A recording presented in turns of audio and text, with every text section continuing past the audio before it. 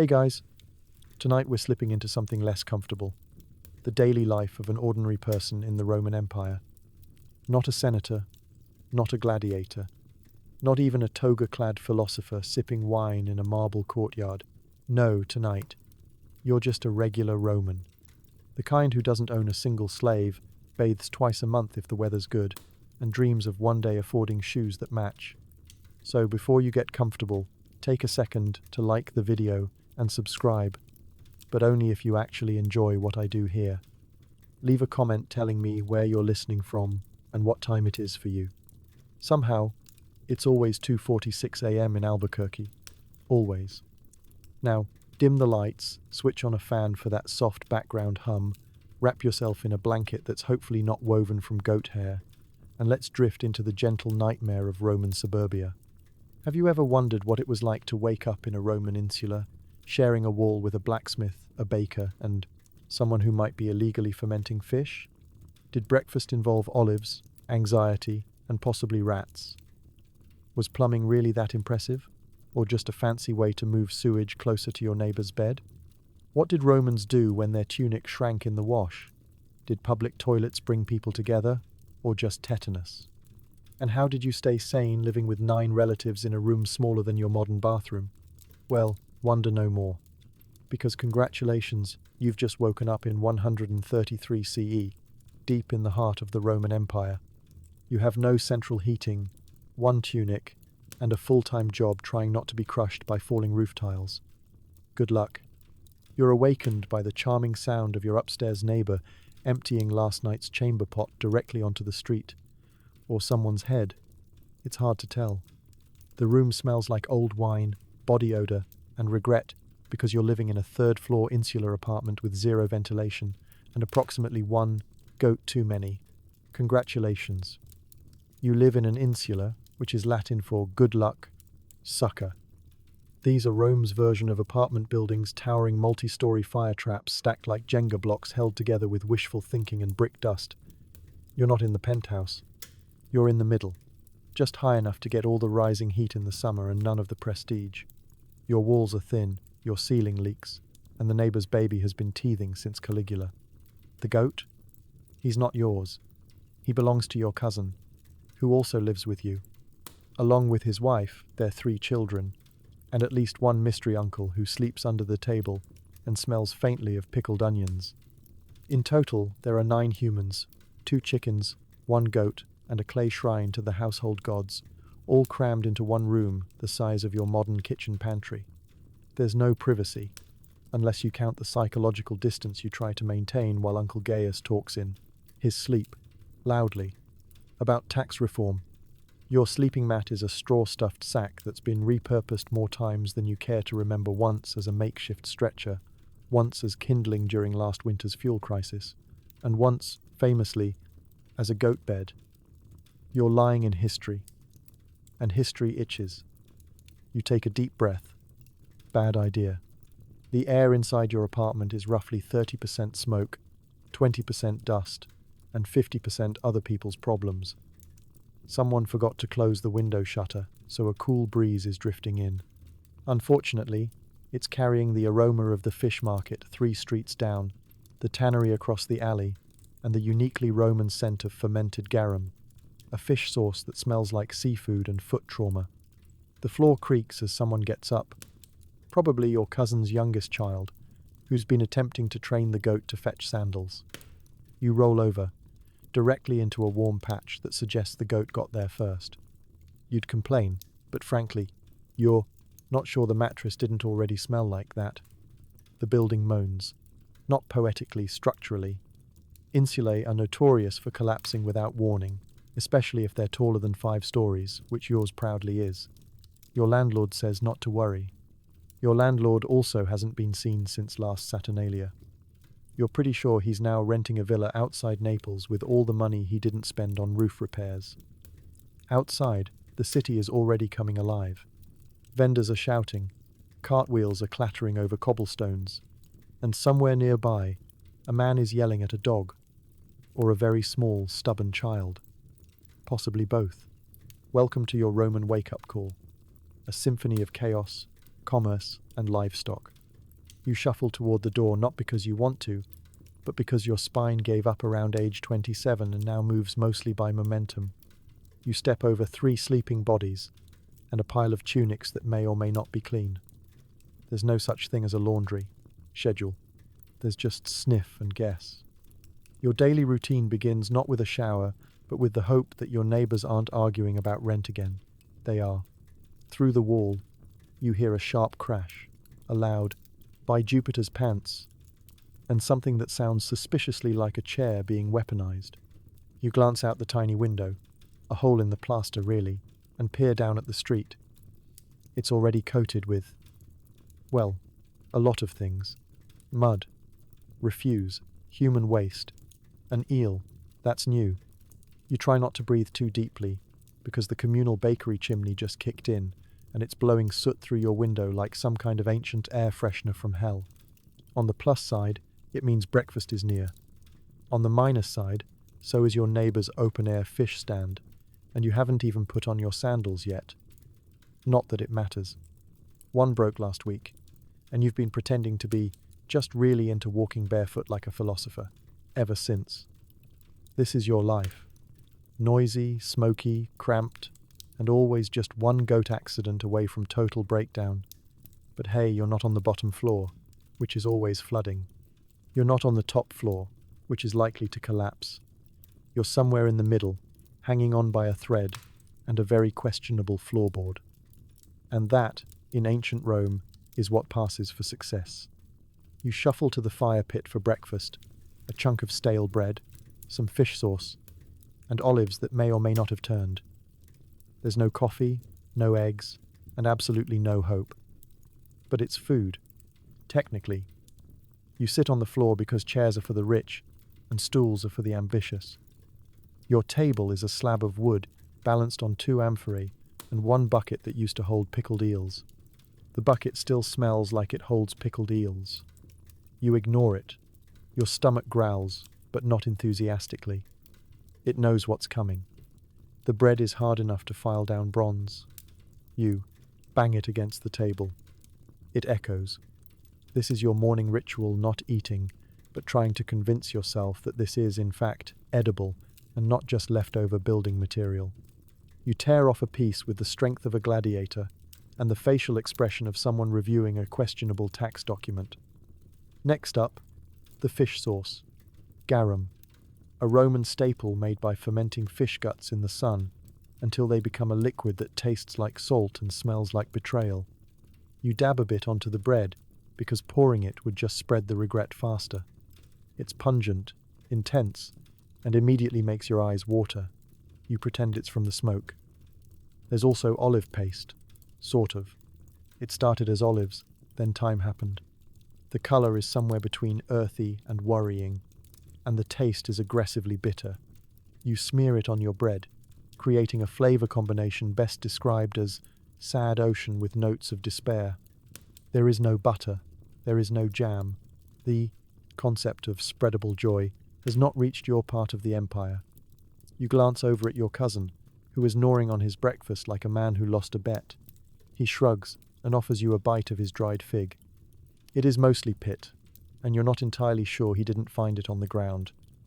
You accept anyway, because breakfast in Rome is less about nutrition and more about damage control. You sip your drink, not juice, not tea, not even water. It's watered-down wine. At 7 a.m., because the water isn't safe, and the Romans haven't invented Brita filters yet. The wine is weak, sour, and vaguely gritty, but it's better than cholera. Probably. If you were rich, you'd be enjoying eggs, honey cakes, maybe some fresh fruit, but you are not rich. You're in the lower middle of the socio-economic ladder, somewhere between respectable beggar and backup gladiator. And so your breakfast reflects your status.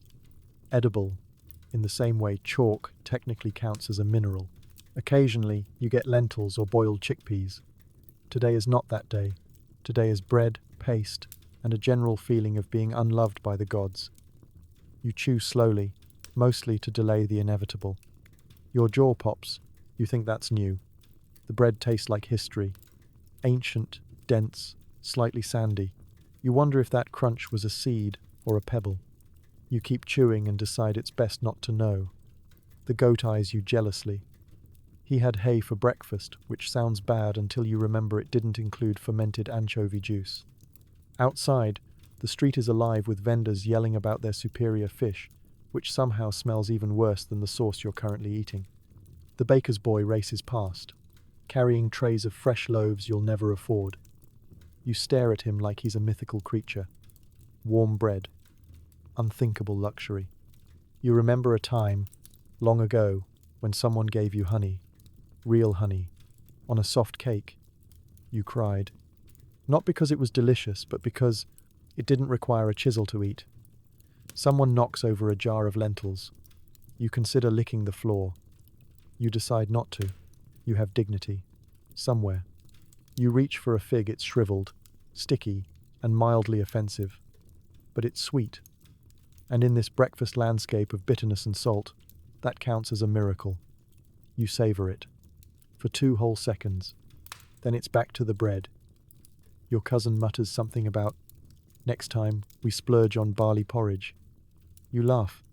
It's not a happy laugh. More of a, "we're trapped in an endless loop of fish and regret" kind of laugh. The goat bleats in agreement. And so you finish your meal. Your first Roman breakfast. You wipe your hands on your tunic, which is what passes for a napkin, towel, and moral support. You stand up, joints cracking like amphorae, drop down a flight of stairs. It's time for work. Your stomach is not full, exactly, but it has accepted its fate. Breakfast in ancient Rome wasn't about nourishment.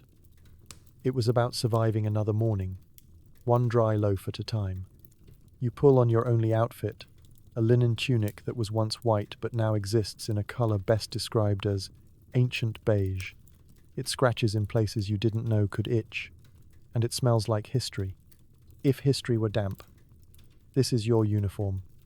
Not just for the day, but for the week, possibly the month, realistically the season. The tunic is the Swiss Army knife of Roman fashion. It's your casual wear, formal wear, sleepwear, and if you ever get caught in the rain, swimwear. It does everything except look good or feel comfortable. It wasn't always like this. When new, it was fresh linen, crisp, clean, something that didn't make your armpits cry. But that was many washes and several questionable laundry decisions ago. Now it's more holes than fabric, held together by sheer willpower, and about 17 emergency stitches from your neighbor's grandmother. The neckline sags. The hem is uneven. The side seams have become suggestions rather than obligations. You don't so much wear it as negotiate with it.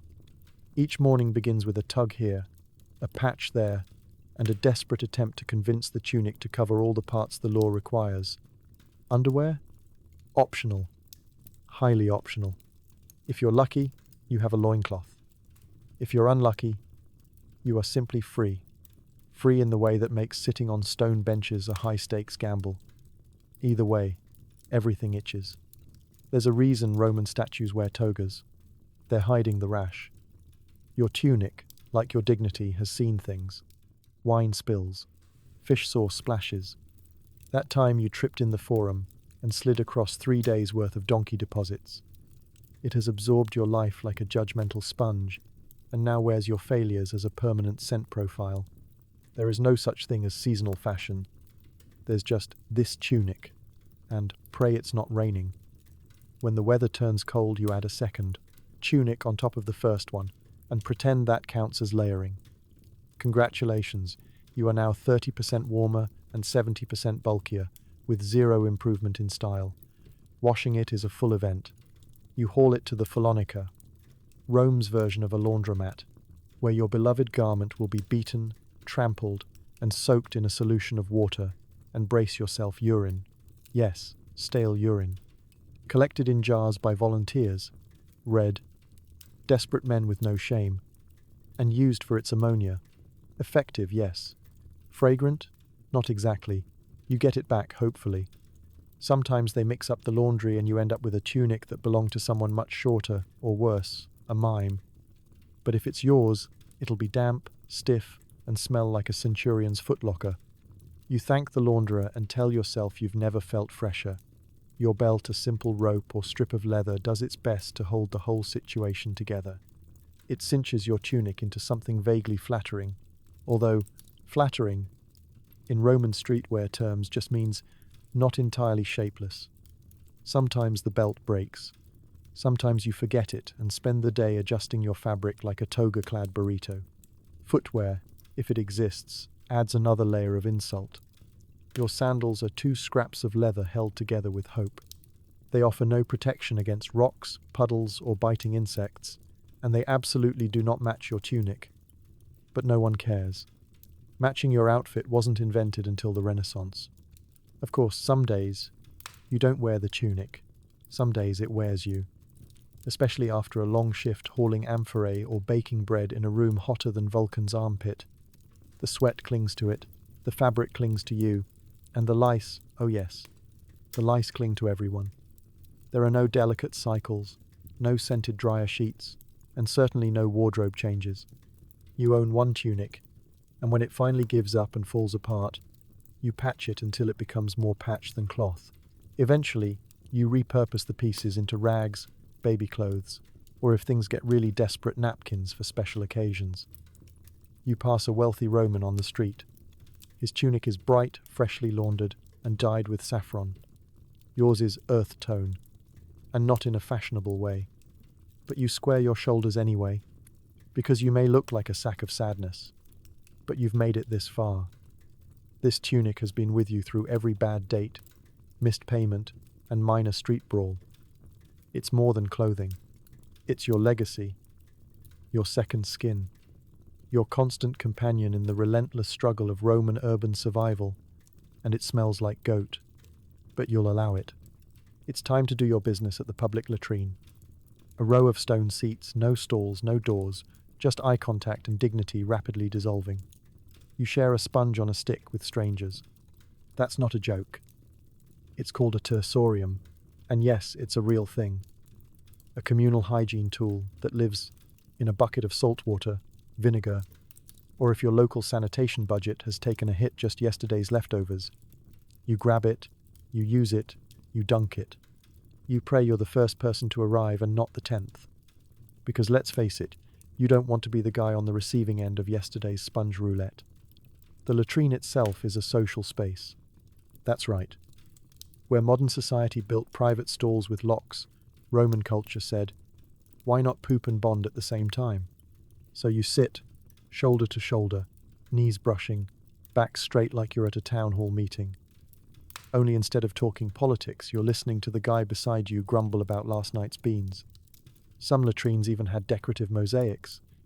Imagine relieving yourself next to a beautifully tiled dolphin, or beneath an inscription that reads, Fortuna favet fortibus. Fortune favors the brave. Which, in this situation, feels like both encouragement and warning. And the sound. Oh, the sound. No soft white noise here. Just echoing flatulence bouncing off marble, synchronized grunting, and the distant splash of something you try very hard not to think about. It's like a public fountain, only deeply cursed. There is, notably, no toilet paper. You wipe with the tersorium, or if it's a bring-your-own-sponge kind of day, a piece of cloth you'll later attempt to clean without crying. Some wealthier folks carry perfumed rags. You carry trauma. Ventilation? Minimal. Airflow was not a Roman engineering priority in bathrooms. The only breeze you feel is the cold wind reminding you that your backside is dangerously exposed to both the elements and passing judgment. Privacy is non-existent. Modesty? Extinct. People chat with you while squatting. They share gossip, trade recipes, discuss gladiator scores, all while making intense eye contact. If you think modern small talk is awkward, try discussing the price of olives while you're both aggressively making room for more.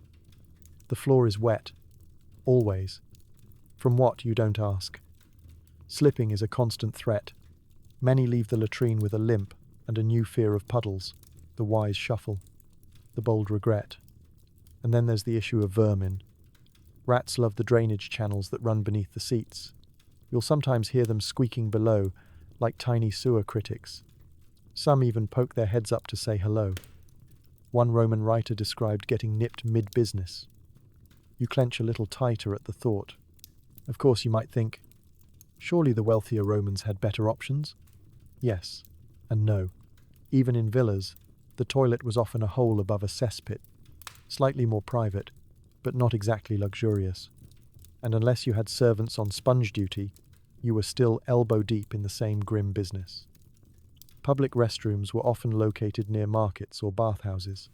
Convenient, yes. Hygienic? Absolutely not. The close proximity of food stalls and public excretion created what historians might generously call an immersive sensory environment. You grab a fig, hear a splash, and suddenly reconsider your appetite. The Romans did build impressive sewage systems, the famous Cloaca Maxima being the crown jewel. But that only helped if your waste made it that far. Many latrines simply drained into open channels along the streets. You walked carefully, especially on laundry day. And if nature called at night, you used a chamber pot, then dumped it out the window with a warning shout, "Cave canem," unless you forgot. In which case, your neighbor now hates you forever and smells like regret. Sometimes, entire apartment buildings had no latrine at all. You held it, or visited the alley, which functioned as an unofficial but popular restroom. Archaeologists have even found graffiti labeling preferred corners. That's how organized Roman street leaks got. Now, if you were truly desperate and brave, you could attempt a visit to the Subura, Rome's rowdiest district. The latrines there came with their own ambience, pickpockets, impromptu brawls, and occasionally spontaneous stand-up comedy by a drunk sailor.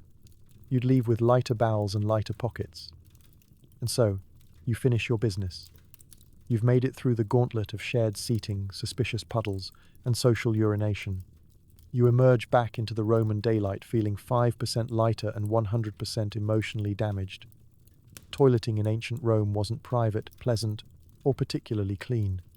But hey, at least you didn't drop the sponge. Your apartment building is made of concrete, dust, and wishful thinking. Fires are common, ceilings leak, and your upstairs neighbor practices the lyre at 6 a.m. badly. Welcome to the insula, the Roman Empire's answer to affordable housing, where the walls are thin, the rent is high, and the building codes are mostly "don't die." You live 3 stories up, which is considered the sweet spot, low enough that the ceiling won't crush you if the whole thing collapses, but high enough to avoid street-level sewage drifting in through your front door. It's all about managing expectations. Your floor plan includes one room. It's technically a multi-purpose space, but not because of clever design, just necessity. You sleep, cook, eat, pray, argue, and occasionally weep all in the same 10 square meters. The ceiling is stained with smoke. The walls are flaking plaster. The window is a hole covered with a curtain you made from your old tunic. It blocks light, drafts, and sometimes rats. Speaking of rats, they're your uninvited roommates. They live in the walls, under the floorboards, and occasionally in your flower jar. You've named at least 2 of them. One of them growls. You don't ask questions anymore. The walls are paper thin. Not literally, because paper is expensive, but spiritually. You can hear everything. Your downstairs neighbor snores like a war horn. The couple next door argues about lentils with the intensity of a senatorial debate. The family across the hall owns a parrot, which has learned to mimic the sound of your landlady demanding rent. It's extremely effective. Privacy is a myth. Conversations are public. Personal space is theoretical. If someone sneezes 3 floors down, you say "bless you" just to be polite. And then there's the noise. Rome is never quiet. The street below is a chorus of hawkers, beggars, donkeys, and the occasional inexplicable brass band that plays outside your window on Tuesdays for no reason at all. Every morning starts with the baker shouting, the blacksmith hammering, and someone somewhere loudly regretting last night's decisions. You haven't heard silence since the last census. And your upstairs neighbor? He bought a lyre 2 weeks ago. He's practicing what might be a love song or possibly a summoning ritual. Either way, he only knows 2 chords, and one of them is wrong. Then, there's the fire risk. Insulae burn like they were designed to, which, in fairness, they sort of were. They're packed tightly, built high, and made with just enough timber to turn your morning toast into a 5-alarm emergency.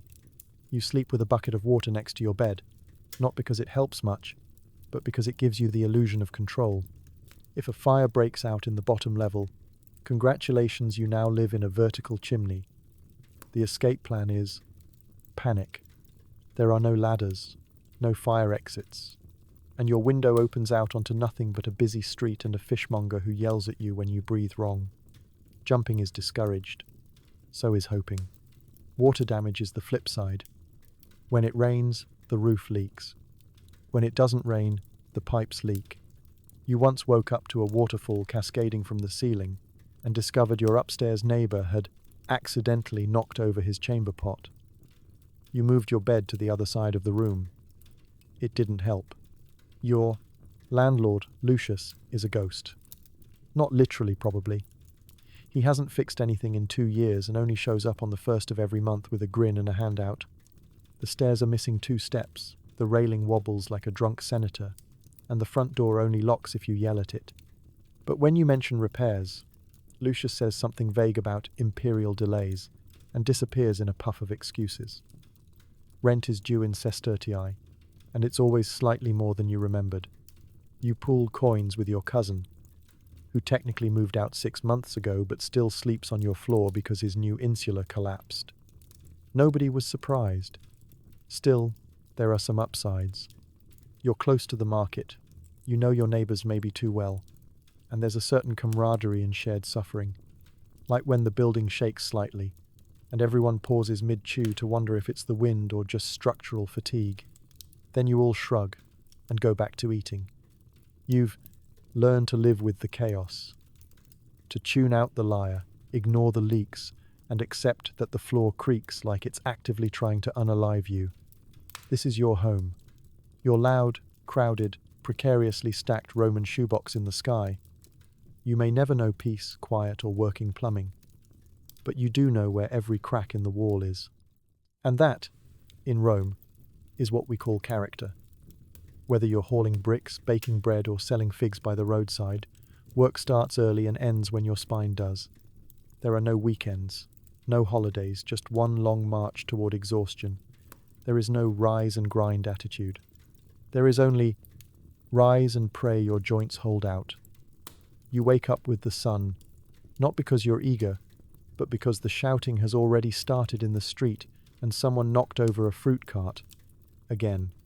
Your body creaks like an old temple door. Your feet still ache from yesterday, and your tunic smells like all 7 layers of last week.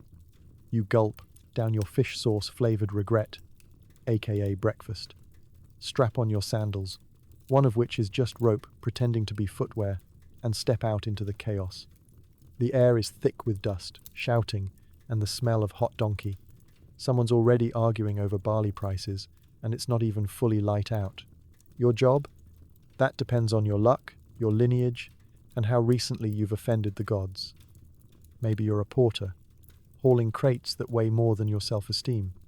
Maybe you work in a bakery, shoveling dough into a brick oven hotter than the wrath of Jupiter.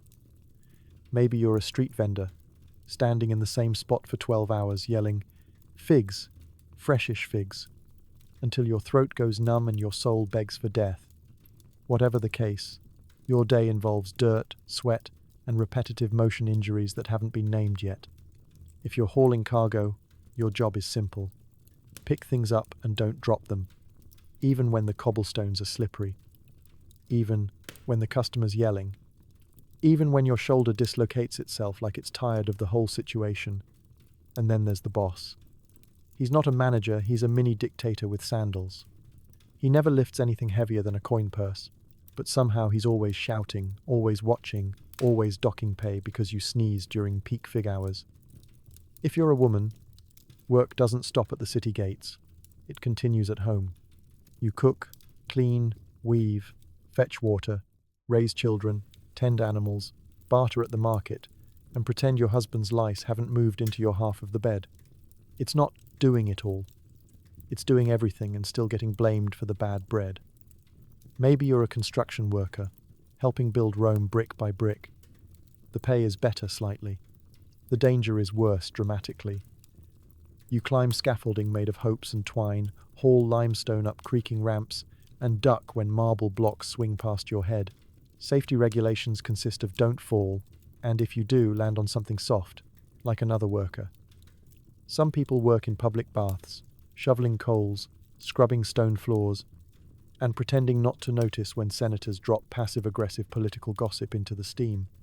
Others work as scribes, copying documents until their fingers cramp and their eyes blur, all for a wage that wouldn't buy a halfway decent tunic. If you're a child, congratulations, you're already working. You sweep shop floors, deliver messages, or run errands through Rome's bustling, slightly dangerous alleys. Education is for the elite. Your job is to not get trampled, and remember how much bread costs at 3 different stalls. Lunch? That's assuming you get one. Most workers shove a hunk of bread in their face between tasks, maybe with a smear of bean paste, or a very sad piece of pickled vegetable. You sit on a step, wipe sweat from your brow, and prepare for the second half of your shift, the part where your knees start making weird noises. Afternoon comes, and the sun gets angry. Your back aches, your feet swell, your face is covered in soot, flour, or whatever happens when a cartload of cabbage explodes near you. You consider faking a fainting spell, but your boss once saw a guy do that and hit him with a broom. So, you keep going. You think about quitting, but quitting doesn't exist. You stop working when your body does. Retirement is a fantasy. You keep showing up until you die, or until your cousin offers you a slightly less awful job cleaning out amphorae at the local wine shop. It smells like vinegar and sorrow, but at least it's in the shade. Eventually, the sun dips low. Your shift ends not with a punch clock, but with the sheer force of exhaustion. You limp home, covered in grime, dragging yourself up the stairs of your insula, like a wounded soldier returning from war. You collapse onto your straw mat, too tired to scratch the itch on your shoulder, too sore to care that your cousin is already snoring next to your elbow. You survived another Roman workday. Barely. And tomorrow, you get to do it all again. Hooray. You can't afford rent. But hey, the emperor gave you free bread and access to public executions. It's the ancient Roman version of Netflix. This is the imperial government's strategy for keeping the masses quiet. Panem et circenses, bread and circuses. In other words, don't complain about your crumbling apartment and constant back pain. Here's a crusty loaf and a front row seat to somebody getting eaten by a lion. And weirdly, it works. You don't have much, but you do have access to Rome's most dramatic form of public distraction, the games. Chariot races, gladiator battles, naval reenactments. Yes, they sometimes flooded the arena for that. And theatrical performances ranging from mildly offensive to someone definitely got stabbed for real. It all takes place at the Colosseum or the Circus Maximus, massive venues packed with tens of thousands of spectators. Think of them as the ancient version of a stadium if the halftime show involved bears. You show up early because seating is by social status, and you are, how to put this, very much not elite. You sit near the top, so high up you can see the curvature of the earth and smell every single armpit between you and the arena. There's no shade, no snacks, and the only drinks are warm, vinegary wine sold by a man shouting, "Real grape flavor," and looking like he hasn't bathed since Nero. But you're not here for comfort. You're here for blood sports and stale barley rolls. The games begin. Trumpets blare. The crowd roars. 2 gladiators march into the center, bronzed, scarred, and very aware that their job is to either win or bleed impressively. You're technically against violence. But also, he just took a trident to the leg and somehow kept fighting, so, to applause. Sometimes criminals are brought in as a pre-show warm-up. The execution is fast, brutal, and deeply popular. It's horrifying. It's morally complicated. It's oddly cathartic after a week of being yelled at by your landlord. You eat your government-issued bread. It's dry and slightly chipped at one corner, but it's free. And you didn't have to line up at the bakery at 5 a.m. for it, so you consider that a win. This is the emperor's plan in action. You're tired, underpaid, and living in a collapsing apartment, but for a few hours you're distracted. You're yelling at chariots. You're betting a coin you can't spare on a guy named Gaius the Wall. You're laughing at the actor playing Jupiter in a comedy who just slipped on a fake thunderbolt and landed in the orchestra pit. It's not just entertainment, it's a pressure valve. Rome is overcrowded, loud, tense, and built on social inequality that makes your fig-selling job feel like a treadmill to nowhere. But once in the treadmill to nowhere, Colosseum, you're all equals. Equally sweaty, equally sunburned, and equally yelling, "Left turn, you clod," at a charioteer who absolutely cannot hear you. You look around and realize the crowd is everyone. Citizens, freedmen, slaves, shopkeepers, beggars, old veterans, babies who are definitely too young for this all crammed together, screaming in unison, as a man dodges a lion using nothing but a wooden shield and what might be sheer spite. Sometimes the emperor even shows up. He sits in the imperial box like a deity made of silk and smugness. If the crowd boos too loudly, he might give out more free food. If the crowd cheers enthusiastically enough, he might declare a random holiday. It's audience participation with real stakes. And the circuses? Even bigger. The Circus Maximus is Rome's ultimate racetrack. Chariots whip around sharp corners at breakneck speed, while spectators throw curses, snacks, and occasionally small animals. One crash sends a horse flying into the crowd. Everyone cheers. No one asks if the horse is okay, probably because it's now someone's dinner. You head home sunburnt, hoarse, and still very broke. Your sandal broke. Your tunic is stained. You've lost 3 coins, and possibly your cousin in the crowd. But you also got a day off work, and watched a man defeat a bear, using nothing but a spear and unearned confidence. Was it moral? No. Was it ethical? Also no. Was it wildly entertaining? Absolutely. This is Rome's greatest trick: give the people just enough to forget everything else. A loaf of bread, a drop of wine, a spectacle so massive and absurd that you momentarily forget your roof leaks, and your dinner is mostly lentils again. You may still be poor, but for a little while you were front row to chaos. And somehow that's enough. The communal bathhouse is where you wash, gossip, network, and try not to contract anything contagious. Also, your neighbor keeps farting in the caldarium. Welcome to the Roman bathhouse, the empire's most confusing combination of wellness spa, public restroom, gym locker room, and social media feed. This is where cleanliness and community collide in a cloud of steam, sweat, and passive-aggressive nudity. You walk in and immediately regret it. The air is thick, the tiles are slick, and someone's left a suspicious puddle near the entrance. You're already sweating, and you haven't even taken off your sandals. The attendant, a surly teenager with one eye and zero patience, points you toward a row of hooks. You undress, trying not to make eye contact with the guy next to you who's enthusiastically exfoliating with what looks like a roof tile. First stop, the apoditerium, the changing room. It's loud, chaotic, and smells like damp linen and ambition. Patrons are already deep in conversation, half naked and fully opinionated. 2 men argue about grain prices. A woman complains that her husband's tunic smells like goat. Someone's yelling about the latest trial in the forum. You haven't even gotten wet and you're already overstimulated. Next, the tepidarium, a warm room where your pores are supposed to open, but instead you just slowly stew in your own decisions. The walls drip condensation. The floor is heated from below, a clever Roman invention called a hypercaust, which sounds impressive until you burn the soles of your feet because someone turned the heat up to volcano. After that, you brave the caldarium, the hot room. It's a sauna meets steam room meets scented battlefield. Visibility is 0. The heat punches you in the lungs. Someone's whistling. Someone else is snoring. And yes, your neighbor is definitely tooting like a badly tuned tuba in the corner. No one says anything, but the silence is loaded with judgment. You sit on a bench that's exactly 1 degree away from 3rd-degree burn.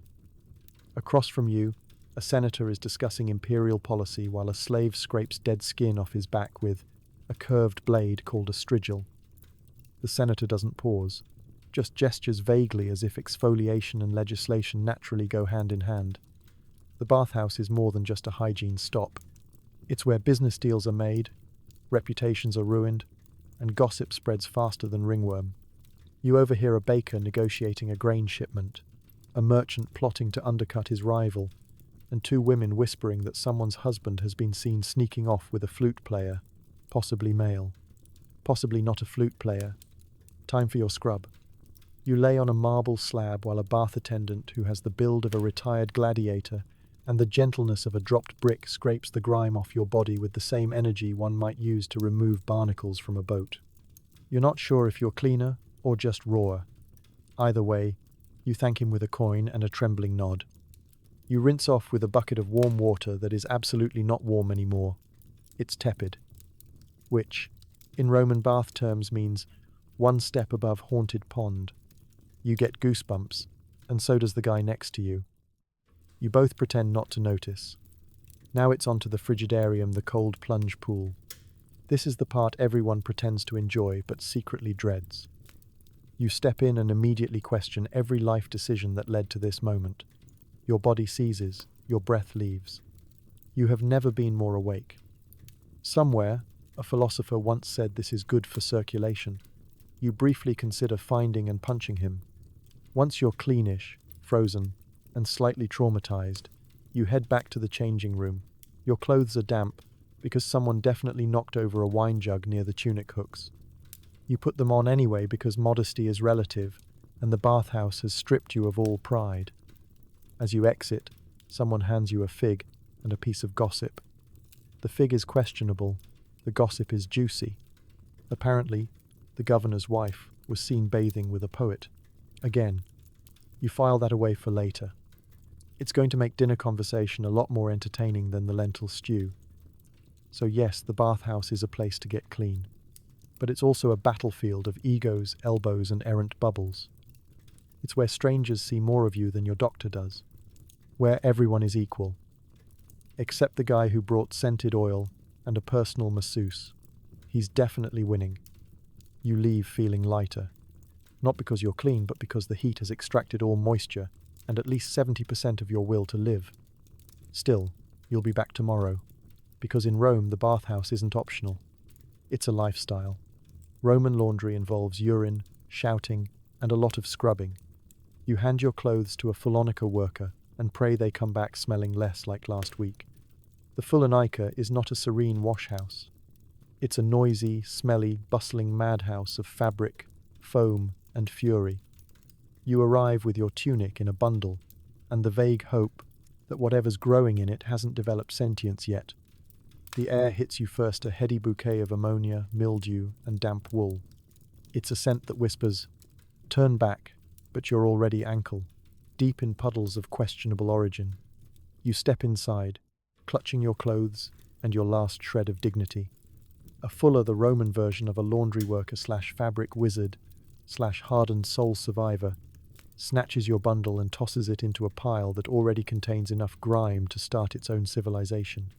He grunts, scratches his beard with the handle of a sponge, and tells you to come back in 3 days, or 5, depending on the weather, or the gods, or how rude you were to his cousin at the forum. Laundry in ancient Rome is a process, a chaotic, mildly terrifying process. First, they soak your tunic in urine. Yes, actual human urine, collected in jars called amphorae, stationed conveniently around the city. People pee in them, on purpose, for science. Why? Because urine contains ammonia, a natural cleaning agent. So, your tunic gets doused in wee and stomped on by barefoot workers in large vats. They squish the fabric around with their toes like they're mashing grapes, except no one drinks what comes out of these barrels, hopefully. It's called walking the cloth, and it's equal parts laundry and punishment. The Fullers grunt, sing, shout at pigeons, and discuss local scandals while knee-deep in other people's pants. Sometimes they slip. Sometimes they fall. Nobody helps. It's considered bad luck. After the stomping, your clothes are rinsed not in sparkling mountain streams, but in recycled water that smells like it remembers every tunic it's ever touched. Then, they're soaped. Not with lavender-scented luxury bars, but with a chunky paste made from animal fat and ashes. It works. Mostly. It also strips your tunic of all softness, colour and joy. Then comes the beating. Clothes are laid across flat stones and smacked repeatedly with wooden paddles. Not for any technical reason, it's just part of the tradition. Roman fullers believe that if you haven't screamed while doing laundry, it doesn't count. Once beaten into submission, the tunics are stretched across racks or draped on rooftops to dry. Birds sometimes poop on them. Children occasionally steal them. On windy days, they end up in completely new neighborhoods. You once retrieved your best tunic from the hands of a very confused senator who thought it was a gift from Mercury. For clients with extra coin or extra social anxiety, fullers offer whitening services. This involves bleaching fabric with more urine or sulfur fumes. The result is a slightly paler tunic and a significantly stronger stench. You tell yourself it's worth it, even as your neighbors start holding their breath around you. When you return to pick up your laundry, the fuller eyes you like you've offended his ancestors. He digs through a pile, tosses you what you hope is your tunic, and charges you 3 sestertii and a fig. You haggle. He laughs. You pay. Your tunic is clean. Technically, it still itches. It still sags. But now it has a sharp ammonia tang that proves it's been through the Roman rinse cycle. You take a deep breath. Immediately regret it. You hold it up to the light. There's a new patch near the hem, a slightly mysterious stain near the shoulder, and the faint outline of a sandal print across the back. You don't ask. You just nod and thank the gods it's not still damp. You head home, tunic slung over your arm like a badge of survival.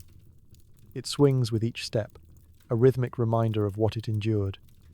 You catch the scent again, wince, but at least it no longer smells like baker's floor or fish guts with overtones of regret. You tell yourself it's fine. Everyone smells a little weird. It's ancient Rome. Odors are like taxes, unavoidable and widely shared. And besides, in just 7 or 8 more wears, it'll be time to do it all over again. Urine buckets and all. You grab a quick bite from a street vendor. It's hot, cheap, and might be rat. You don't ask. You don't want to know. The scent of sizzling oil and desperation wafts through the air as you wander Rome's bustling streets, stomach growling like a disgruntled senator. You can't afford a sit-down meal, not that you'd want to, with public taverns crawling with pickpockets, fleas, and someone always playing the panpipes for too long. No, you need food you can hold, eat quickly, and hopefully survive. Enter the Popeye Rome's version of fast food. A cramped little counter spilling out onto the street, lined with clay jars called dolia sunk into stone countertops. Each one bubbles with something questionable. There's chickpea mash, stewed lentils, watery wine, and a few unidentifiable blobs that may or may not once have been alive. The vendor doesn't greet you so much as grunt in your general direction. He's missing 2 teeth, has one eye twitch, and is using a greasy cloth to both clean his ladle and his armpits. You pretend not to notice. Hygiene is a spectrum in ancient Rome, and today you're on the don't make eye contact end of it. You point at something fried. It could be a chickpea fritter. It could also be the leftover shoe of a gladiator. Doesn't matter. It's warm, crunchy on the outside, and soft enough on the inside that your teeth only mildly protest. You take a bite, and your mouth registers. Garlic, oil, salt, and... You don't care. It's food. Technically. A child behind you orders Libum, a sweet little honey cake that smells shockingly delightful. You think about it. Then remember your budget. 1 coin and a piece of string. You return to your meal, which has now developed a slight crunch that may or may not be gravel. Across the alley, another vendor is skewering meat over a brazier. The smoke smells amazing. The meat looks ambiguous. It could be goat, it could be dog, it could be yesterday's leftovers rebranded as chef's special. He waves you over. You ask what it is. He says, "Don't ask." You nod and buy 2. The meat on a stick is crispy, vaguely spiced, and absolutely dripping. In flavor, in oil, in consequences, unknown. You eat fast before your stomach has time to object. The vendor offers a dipping sauce made of fermented fish guts and herbs. You try it. It tastes like the sea and someone's old sandal. You've now got oil on your tunic, soot in your eyebrows, and the unshakable feeling that you just swallowed a piece of cartilage. Still, this is lunch, and compared to some options, it's a luxury. Street food in Rome is for the poor, the busy, and the brave. Rich people eat at home, behind closed doors, with chefs who don't use their sleeves as napkins. You, on the other hand, are perched on a low stone wall, balancing your third mystery fritter and dodging a pigeon that clearly wants your skewer. A fellow customer sits beside you, nods, and casually mentions that his cousin once found a human tooth in a sausage. You laugh, nervously. You finish your sausage anyway. Vendors shout from every corner. One selling spiced nuts. Another offers stuffed dormice roasted rodents seasoned with honey and poppy seeds. You pass. Not because it's a rodent, but because last time you tried one, it bit back. Cooked too late, apparently. For dessert, someone's hawking date cakes squishy, sweet, and suspiciously sticky. You decline. Your teeth are already making threatening noises. Instead, you buy a cup of Posca watered-down vinegar wine, once reserved for soldiers. It burns going down and tastes like a failed experiment, but it cuts the grease and makes your lips tingle in a way that says, either intoxicated or infected. Around you, the street is alive with chewing, shouting, and the distant crash of someone dropping a resto, full amphora. A donkey sneezes. A child screams. Somewhere nearby, a vendor is insisting his meat is fresh as this morning. You try not to wonder what happened this morning. You finish your meal and toss the skewer into the gutter, where it joins a thriving colony of discarded bones and half-eaten bread. Your stomach grumbles not in protest, but in confusion. You pat it reassuringly. You've trained it well. Rome's street food may not be clean, or safe, or species verified, but it's hot, cheap, and available. And sometimes, that's all you need. You, your spouse, your 3 children, and your mother-in-law all sleep in the same 10 by 10 room. No walls, no doors. Just dreams of silence and personal space. Welcome to domestic life in a Roman insula, where the idea of alone time is as mythical as a centaur with a full-time job. Your home is one room, just one. If you want to get from your straw mat to the chamber pot, you have to step over your youngest child, your spouse's sandal collection, and the snoring form of your mother-in-law, who somehow always manages to sleep exactly where you need to walk. The furniture situation is minimalist. A couple of stools, a broken bench, a chipped oil lamp, and a rickety shelf holding a bowl, a cup, and all your hopes and dreams. You own exactly one blanket. It is not big enough for everyone, but it is the only one, so you alternate. Tuesdays belong to the children, Thursdays are for adults. On weekends the cat claims it. Sleeping arrangements? Chaotic. You lie on a straw mattress that's only slightly less lumpy than your marriage. One child sleeps on a wooden board, another in a basket meant for laundry. The baby rotates between laps like a hot potato.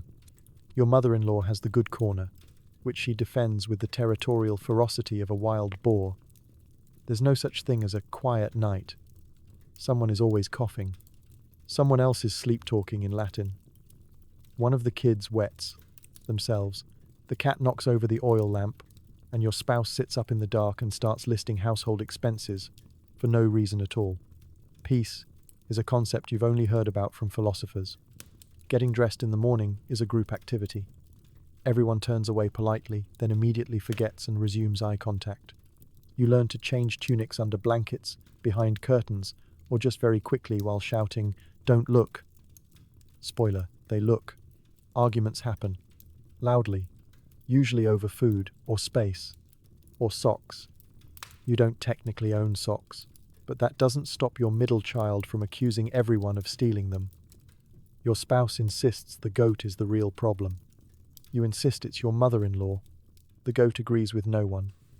Mealtime is a symphony of elbows, spilled porridge, and the shrill sound of someone refusing to eat lentils again. Food is eaten from one communal bowl, which used to be wooden, but now mostly resembles splinters held together by grease. Everyone shares, whether they want to or not. If you're lucky, you have a small hearth in the corner. It produces just enough smoke to sting your eyes and just enough warmth to keep your knees from freezing. Cooking over it is a game of chance. You either undercook your stew or burn it into an offering to Vulcan. Privacy? Doesn't exist. You go to the bathhouse for that. Not for bathing, just to sit somewhere you're not being asked where the comb went. Even your thoughts aren't safe. Someone always interrupts your inner monologue with, "Are you listening to me?" The answer is usually no, but you nod anyway. Conversations are never private. Every whisper is a group announcement. Secrets last approximately 7 seconds. The neighbor knows about your cousin's rash before your cousin does. Your upstairs neighbor hears every fight and occasionally yells advice through the floorboards. When guests arrive, you clear space on the floor and act like you're not all slowly unraveling. You offer them water and pretend the screaming child in the corner is someone else's. You light a lamp and hope the bugs hiding in the cracks stay polite tonight. Family bonding is unavoidable. You know each other's smells, sighs, and toe-stubbing curses better than you know your own birthday. You laugh together, cry together, and occasionally step on each other in the dark with such intensity that forgiveness becomes a family value. Still, there are moments rare and fleeting when it's not all bad. When your spouse shares a joke under their breath. When your child offers you the least burnt corner of their bread. When your mother-in-law tells a story from her youth that makes everyone laugh. Even the goat. It's cramped, it's loud, it's chaotic, but it's home. Just don't try to stretch out. You'll elbow someone in the face. You want to visit your cousin across the city? Lace up your sandals. You'll be walking through dust, donkey droppings, and occasional piles of vomit. The subway won't be invented for another 1,800 years. In ancient Rome, public transportation is you. You are the transport. There's no bus, no Uber, no charming man in a peaked cap offering you a ticket to sit for a while. Your legs are your only reliable vehicle, and your sandals are the only suspension system you've got. And those sandals? Flat, worn thin, designed by someone who clearly hated arches. You set off down the crowded Roman street, trying to remember if your cousin lives near the third bakery or the second vomitorium. The air is thick with smoke, sweat, and the smell of someone aggressively cooking fish. Carts creak, vendors shout, and the ground beneath your feet alternates between cobblestone and what you sincerely hope is just yesterday's fruit. The city is a maze of narrow alleyways and wide boulevards, all filled to the brim with people moving at speeds ranging from ambitious jog to confused shuffle. You try to keep pace with a goat. The goat wins. You pass littered corners where yesterday's trash has begun a new career as street decoration. Amphora shards, vegetable peels, and something unidentifiable but possibly winking at you. The sidewalks where they exist are elevated, narrow, and constantly blocked by someone arguing about olive prices. So you walk in the street, dodging wheels, hooves, and other pedestrians who have adopted a walk straight, never apologize approach to navigation. Chariots rush past in a blur, driven by angry men with places to be and no concern for human life. They're the sports cars of the ancient world, flashy, fast, and operated by people who should probably be supervised. You press yourself into a doorway to avoid becoming a speed bump. There are no street signs, just vague directions like turn after the statue of that general with the missing arm, or follow the road that smells like onions. You get lost, twice. You ask a child for help. He demands a tip and then sends you in the wrong direction anyway. Classic. At intersections, traffic jams aren't made of cars, they're made of oxen and donkeys, and people shouting at oxen and donkeys. It's like a petting zoo decided to unionize and block the forum. You wait 20 minutes for a man with a cart full of amphorae to turn left. He doesn't. He parks. The weather doesn't help. It's either sweltering and dusty, or raining just hard enough to turn everything into a slippery, marble-themed death trap. Your tunic sticks to your back. Your hair smells like chimney smoke. You step in something. You don't look. Still, you walk. because the alternatives are worse. Riding a horse? You can't afford a horse. Taking a litter? That's for senators and the sort of people who own more than one toga. Hitching a ride on a cart? You tried that once. The driver made you sit next to a crate of turnips and a chicken with a temper. Never again. There's a post system in the empire, but it's for official government business, not for you. You tried sending a letter to your cousin once. It arrived 4 weeks late and was mostly eaten by rats. Now you just show up. Eventually, you finally arrive at your cousin's insula, out of breath, sweaty, and with one sandal strap hanging on by sheer hope. You knock on the door. No one answers. You knock again. A neighbor leans out a window and tells you your cousin left to visit you. You scream internally. You turn around. You start walking again. Because in Rome, walking isn't just transportation. It's a lifestyle. A daily test of willpower, reflexes, and how long your sandals can hold out before becoming ancient artifacts. And yet somehow, everyone's doing it. Thousands of people, crisscrossing the city on foot, delivering messages, running errands, fetching water, buying groceries, gossiping loudly, and complaining about how far everything is. It's cardio and community. It's exhausting and oddly efficient. So you walk. You dodge donkeys, outpace pickpockets, sidestep puddles, and pray your cousin left the wine chilled. Because public transport in ancient Rome is just you and your tragically flat feet. Soap hasn't been invented yet, so you cover yourself in oil, scrape it off with a metal blade, and hope that counts as hygiene. It doesn't. In the grand tradition of doing the best with what you've got, Roman cleanliness is a ritual built around olive oil, public nudity, and wildly misplaced confidence. The good news? You don't have to worry about shampoo. The bad news? You're about to get intimately familiar with a curved piece of bronze called a strigil, part hygiene tool, part medieval torture device. Here's how it works. Instead of lathering up like a modern-day bath bomb influencer, you pour olive oil all over your body generously, like you're preparing to roast yourself. It's thick, sticky, and expensive, but it's what you do. Sometimes it's scented with herbs or crushed flower petals if you're feeling luxurious. Other times it just smells like olives and sweat. Once you've marinated for a bit, you take the strigil, a metal scraper shaped like a bent spatula, and begin dragging it across your skin. Gently, in theory, but the average Roman bath attendant treats your epidermis like a rug that owes him money. Dead skin, dirt, oil, and regret all get scraped away in greasy little curls. It's deeply satisfying and vaguely traumatizing. And you're not doing this in private. No, you're in a public bathhouse, surrounded by other oily citizens who are all pretending this is totally normal. Some are gossiping, some are debating politics, and some are absolutely watching you struggle to reach the middle of your back. No one offers help. There are also slaves, or, if you're slightly wealthier, hired workers who will oil you up and scrape you down.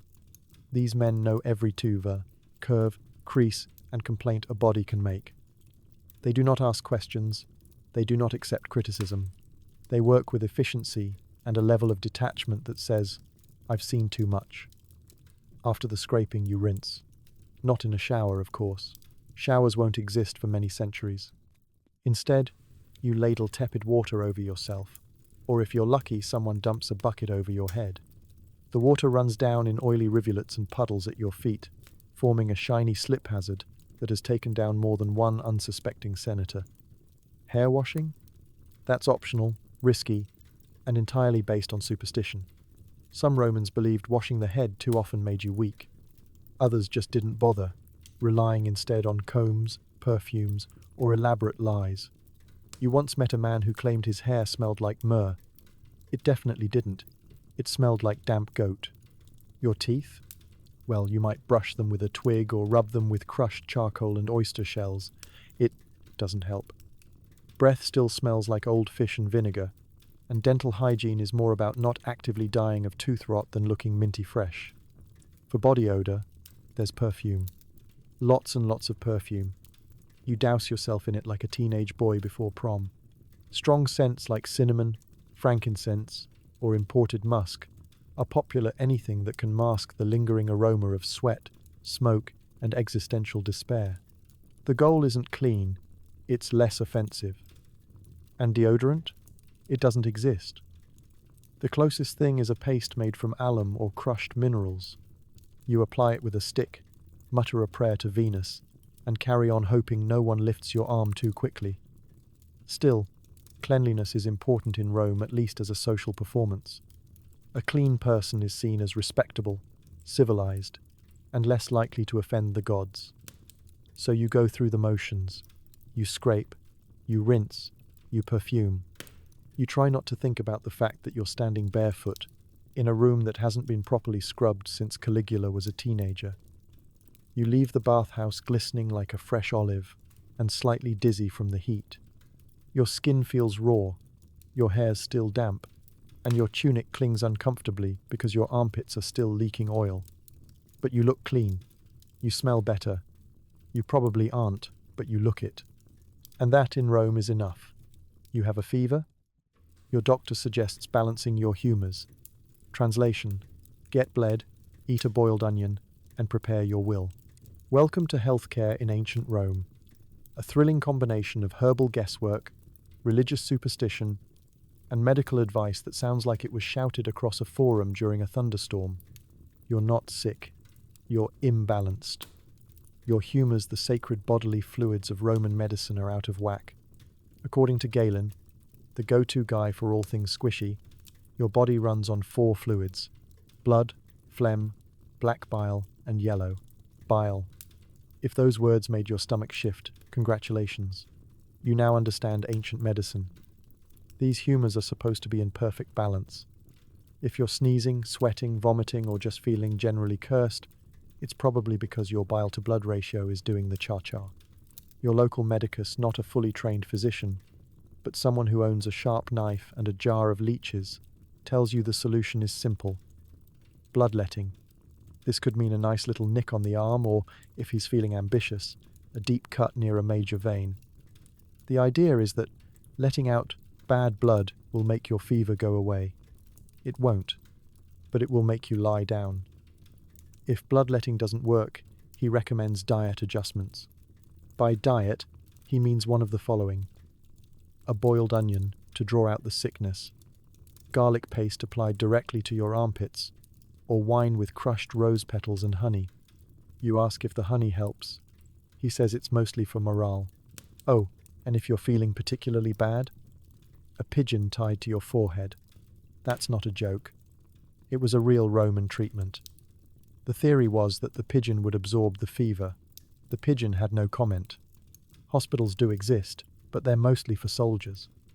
The average civilian is treated at home, or worse, at the market by a travelling healer, who claims to have once spoken with Asclepius in a dream.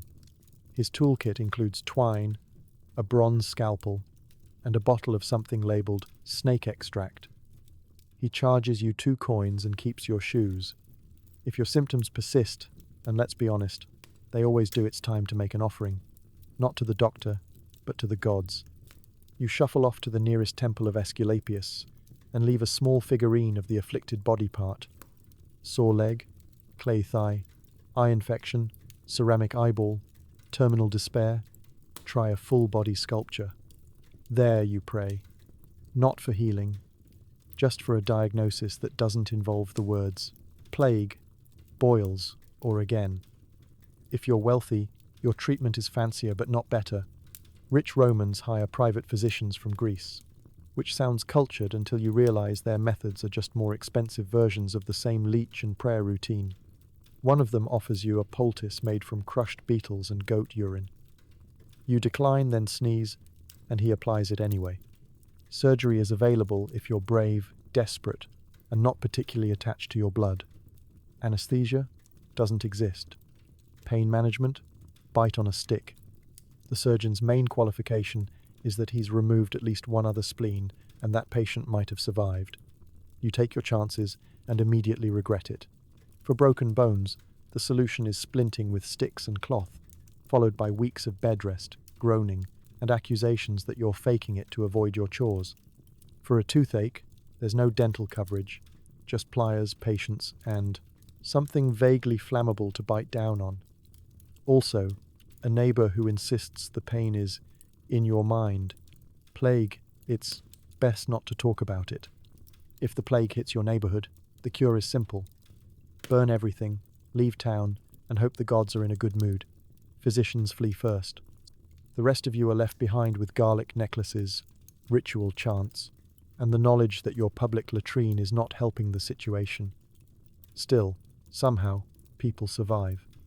They bounce back from fevers, recover from burns, and outlive terrifying injuries using sheer stubbornness, wild herbs, and the occasional lucky guess. Your mother-in-law swears by mustard seeds soaked in vinegar. Your neighbor drinks boiled turnip water. Your friend insists that standing barefoot on cold marble resets the soul. Nobody knows what works. But occasionally, something does. And when you finally feel better, whether from rest, luck, or the slow retreat of whatever afflicted you, your doctor nods wisely and says, "The humors are balanced again." You thank him, you pay him, and you quietly promise never to trust anyone who recommends attaching birds to your face ever again. You spend your afternoon watching a gladiator get disemboweled. Later, a mime performs in the square. One is more painful than the other. Ah yes, entertainment in ancient Rome. A truly bizarre cocktail of blood, drama, and questionable artistic decisions. If you're rich, you get a private poet who recites odes about your eyebrows. If you're poor, you sit on a stone slab under the blazing sun and watch a man in a helmet stab another man until someone cries. Either way, you clap. You start your day of fun at the amphitheatrum, better known as the arena. This is where things get stabby. The crowd roars, the dust swirls, and you elbow your way into a stone seat that's already hot enough to roast a chicken. You sit between a sweaty blacksmith and a woman eating boiled eggs with alarming intensity. Below, the sand is red. It started off white, but that didn't last long. Two gladiators face off, one with a net and trident, the other with a sword and a glare that says, "I haven't slept in days." You don't know their names, but you pick a favorite anyway, and immediately become emotionally attached. The fight begins. There's clanging, grunting, dust flying, and someone in the crowd yells, "Hit him with the net!" As if that's not already obvious. The man with the sword trips. The man with the net gets cocky. A mistake. 5 seconds later, there's a dramatic pause, some poetic spurting, and the crowd goes silent. Then, cheers, or boos, depending on whether your guy won, and whether the emperor lounging in his private box with grapes and moral ambiguity gives the thumbs up or down. It's not always clear what the thumbs mean. Sometimes it's just a cramp. Once the violence ends, it's time for animal acts. Lions, leopards, bears, ostriches, all imported, at great expense, all mildly annoyed at being in Rome. Sometimes they fight each other. Sometimes they chase criminals dressed as mythical characters. Nothing says justice like a tax evader in a wig getting tackled by a hungry cheetah. After that, it's lunchtime. You grab a quick bite, something fried and suspicious, and head to the public square for a change of pace. That's where the mimes are. And by mimes, we don't mean the silent, beret-wearing French kind. Roman mimes talk. A lot. They gesture, shout, and act out scenes ranging from mildly humorous to aggressively indecent. One's pretending to be a drunken senator, another's pretending to be a goat. You're not sure which is more accurate. The audience is divided. Some laugh, some jeer. One old man throws a fig. The mime catches it and incorporates it into a monologue about lost love. You can't tell if it's performance art or a breakdown. Either way, it's the most dramatic thing you've seen all day that didn't involve a severed limb. Later, you wander into a puppet show. The puppets have googly eyes and unsettling grins. The plot is unclear but seems to involve betrayal, flatulence, and a donkey with a gambling problem. Children watch with wide eyes. Adults pretend not to enjoy it. You laugh anyway. You're not proud. By evening, it's time for theatre. Real theatre. Masks, togas, and dialogue written by men who think tragedy should last 3 hours and contain at least one speech about fate. You sit on a hard bench while actors stomp across the stage, loudly mourning the loss of a father, a son, or a really nice olive grove. The masks are carved from wood and painted like emojis with commitment issues. One actor wears a frown so large it nearly hits the floor. Another's smile is so wide you wonder if he's okay. You squint, try to follow the plot, and immediately lose it after the second chorus. But you clap anyway. Social pressure is eternal. Entertainment in Rome doesn't end with a curtain call. It spills into the taverns, where drunk poets perform spontaneous verses about their landlord's smell. It bubbles up in the streets, where fire breathers and flute players compete for coins and dignity. It's noisy, unpolished, and almost never boring. And tomorrow, you'll probably do it all again. Watch someone get mauled, hear a poem about cabbage, and sit through a pantomime about Jupiter's pants. Because in ancient Rome, entertainment is everywhere. Loud, weird, and often kind of sticky, but it beats another afternoon at the latrines. And that mime? He's still there.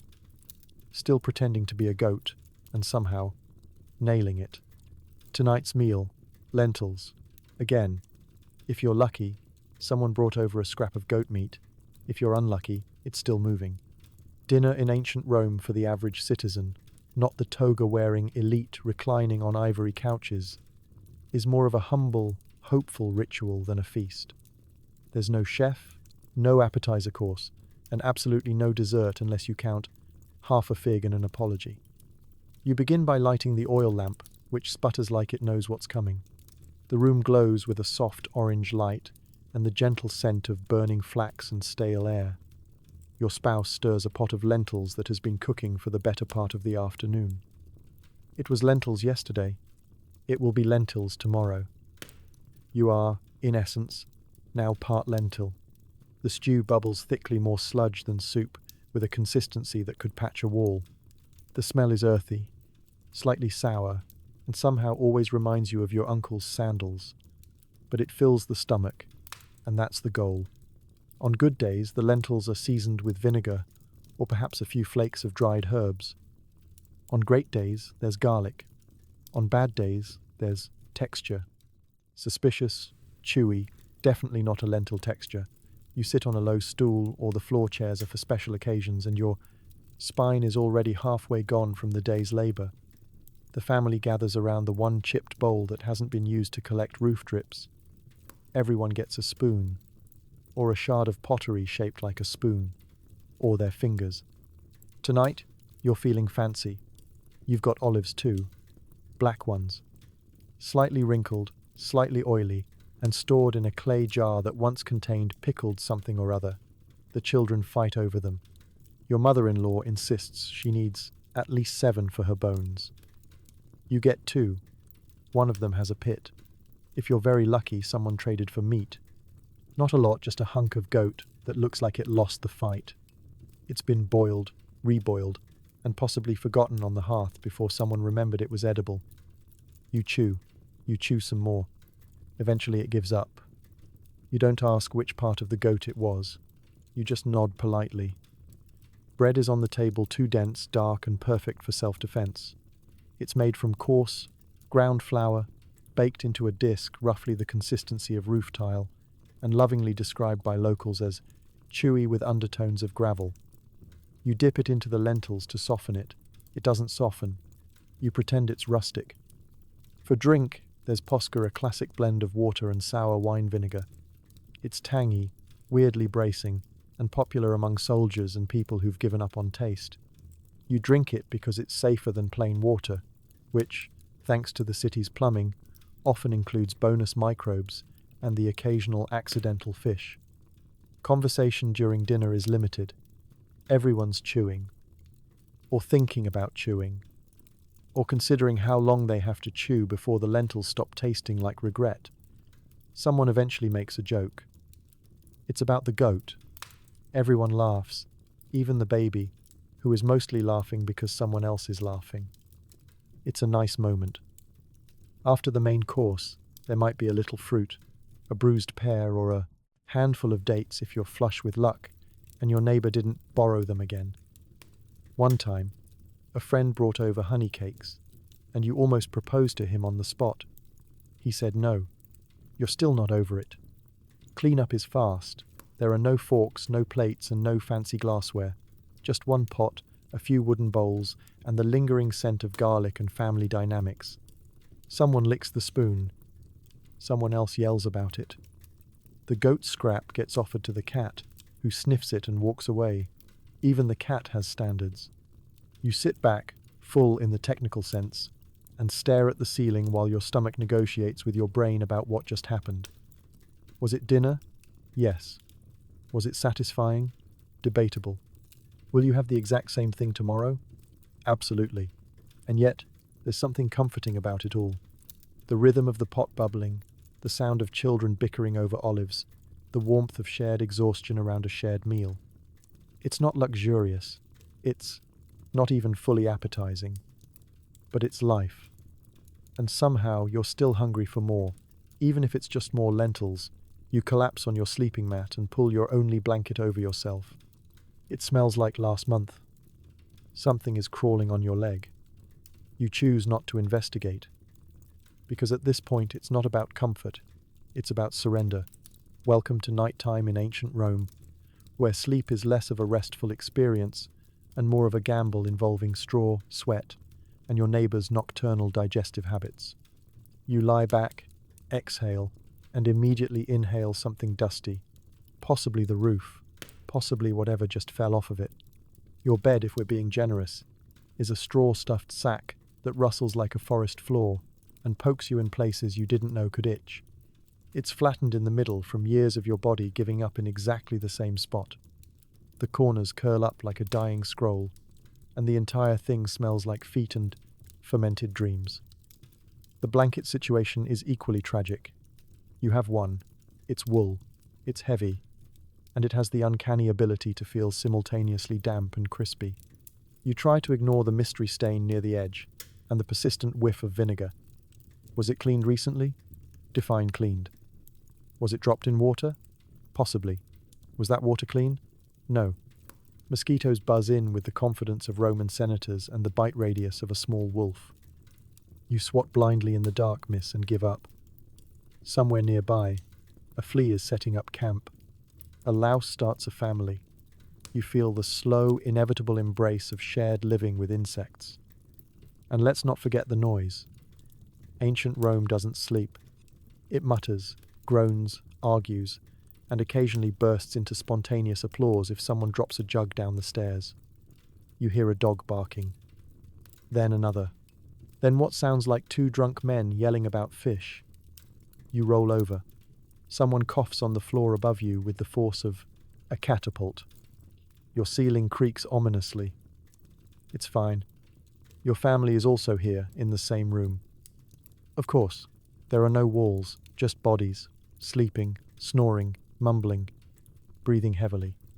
Your spouse flings a leg over you. Your child is using your foot as a pillow.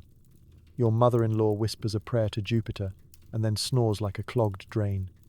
The baby murmurs, then lets out a hiccup so loud it startles the goat. Yes, the goat.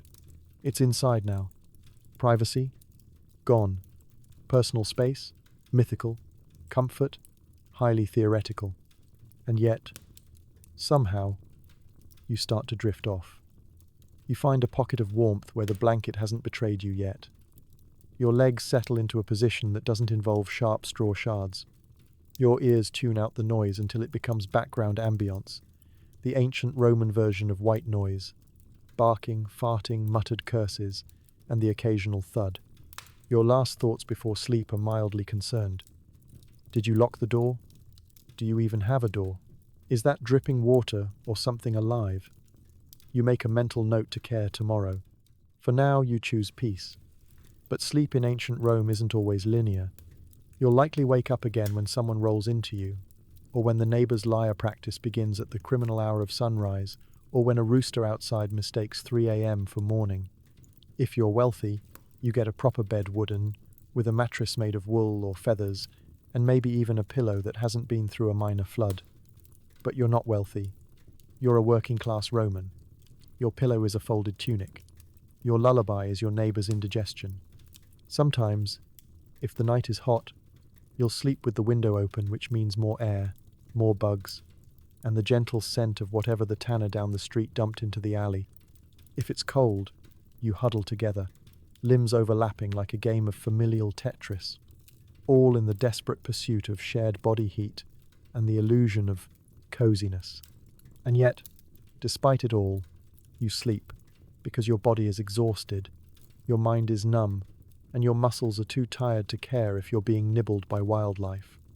You don't dream of luxury, just of silence, and maybe a second blanket. You finally drift off. The city hums around you. A fire burns somewhere. A cart creaks down a distant street. Your child kicks you in the ribs. But for a few precious hours, this straw mat, this itchy blanket, this overcrowded room full of snoring humanity is your sanctuary. Tomorrow will be loud, chaotic, and slightly greasy. But tonight, you sleep, kind of. Roman laundries used stale urine to bleach tunics. It works surprisingly well, but now your clothes smell like a public latrine on a hot day. You don't question the process anymore. You can't. Not if you want to function as a Roman adult. At some point, you simply accepted that your clothes are cleaned using the same liquid most people try not to step in. But in Rome, urine isn't waste. It's a valuable cleaning agent. There are jars set out on street corners specifically for people to contribute. It's community service, but with more splashing. The Fuller's Rome's professional laundry workers collect these jars and haul them back to the Fullonica, a place that smells like ambition, ammonia, and mild despair. You've brought your tunic in today because, frankly, it has reached a level of stiffness that violates local building codes. It can practically stand upright by itself. A worker greets you with a grunt, snatches your garment, and tosses it into a vat already filled with cloudy yellow liquid. You remind yourself that this is normal. Everyone does this. Even senators. Even the emperor's robes go through the same treatment, though presumably with fresher pee. The vat is warmed by the sun, which unfortunately intensifies the smell. Workers roll up their tunics, climb in barefoot, and begin stomping on the clothes. It's called walking the cloth, but it looks more like grape crushing performed by people who've made terrible life choices. You watch them trudge through a stew of ammonia, dirt, sweat, and last week's festival stains, humming labor songs, and occasionally arguing about who forgot to refill the street jars. These men have the toughest feet in Rome. Years of sloshing around in laundry vats have made their souls immune to pain, insults, and possibly heat. Sometimes they slip, sometimes they fall. Everyone pretends not to notice. Once the clothes are thoroughly soaked and stomped, they're dragged out and drained. A second worker scrapes the tunics across rough stones to work in animal fat soap, another scent you won't soon forget. The mixture of grease and ammonia should, by all logic, summon demons, but instead it removes stains. Miraculously, alarmingly, suspiciously well. After that, the garments are rinsed in cold water, swished around until the runoff turns from yellowish to cloudy white. You tell yourself this is progress. The fullers then beat the tunics repeatedly with wooden paddles, partly to loosen dirt and partly because laundry is exhausting and aggression needs an outlet. The tunics are then stretched over wooden racks or laid out on rooftops to dry in the Sunday. And here's where the magic, or the crime against nature, really happens. Urine acts as a bleaching agent. As the sunlight hits the fabric, the stains fade. The tunic becomes lighter. Not white. Nothing in Rome is ever truly white, but less depressing beige. You should feel grateful. You should feel rejuvenated. But instead, you inhale and immediately regret it. The ammonia smell hasn't fully left. It lingers, faintly, like a ghost of someone who died in a bathhouse accident. When you return to the Fullonica to pick up your freshly laundered tunic, the worker hands it to you with the casual indifference of someone who handles hundreds of pee-soaked garments a day. You hold it up. It's stiff, it's scratchy, but it's cleaner, mostly. There's a faint smell of vinegar in the mix now, too. A finishing rinse meant to neutralize odors. It does not succeed. You pay your fee, a couple of coins, and a promise not to complain publicly, and sling your tunic over your shoulder. On the walk home, you pass several other Romans wearing freshly laundered clothing, all surrounded by the same faint halo of chemical tang. Everyone smells like this. The whole city smells like this. After a while, your nose just gives up. You put on the tunic once you get home. It clings in odd places. It scrapes your neck. It makes your eyes water slightly, but it's clean. Impressively clean. So clean that your spouse comments, "Oh, did you go to the nice Fuller's this time?" You nod, pretending this wasn't the cheapest option. At dinner, your mother-in-law coughs and says it smells like someone knocked over a chamber pot. You thank her politely. That's the closest thing to a compliment you're going to get. But here's the thing. Despite the smell, despite the method, despite everything you've witnessed today, Roman laundry works. It keeps your tunic bright. It keeps stains at bay. It keeps the neighbors from whispering that you've given up. And in a world where hygiene is optional, smelling faintly of ammonia is practically a fashion statement. Tomorrow, you'll get it dirty again. Dust, sweat, olive oil, fish sauce, life happens. And you'll bring it right back to the Fullers. Because in ancient Rome, cleanliness may not be next to godliness, but it definitely involves pee. You make an offering at the household shrine, so Mercury doesn't curse your bread. Religion is everywhere. So is anxiety. In ancient Rome, religion isn't just something you do on special occasions. It's your daily insurance policy against divine vengeance, supernatural crop failure, and waking up with boils. The gods are watching all of them, and they are deeply invested in your personal behavior, your burnt offerings, and whether you remembered to nod respectfully when you passed a statue of Minerva.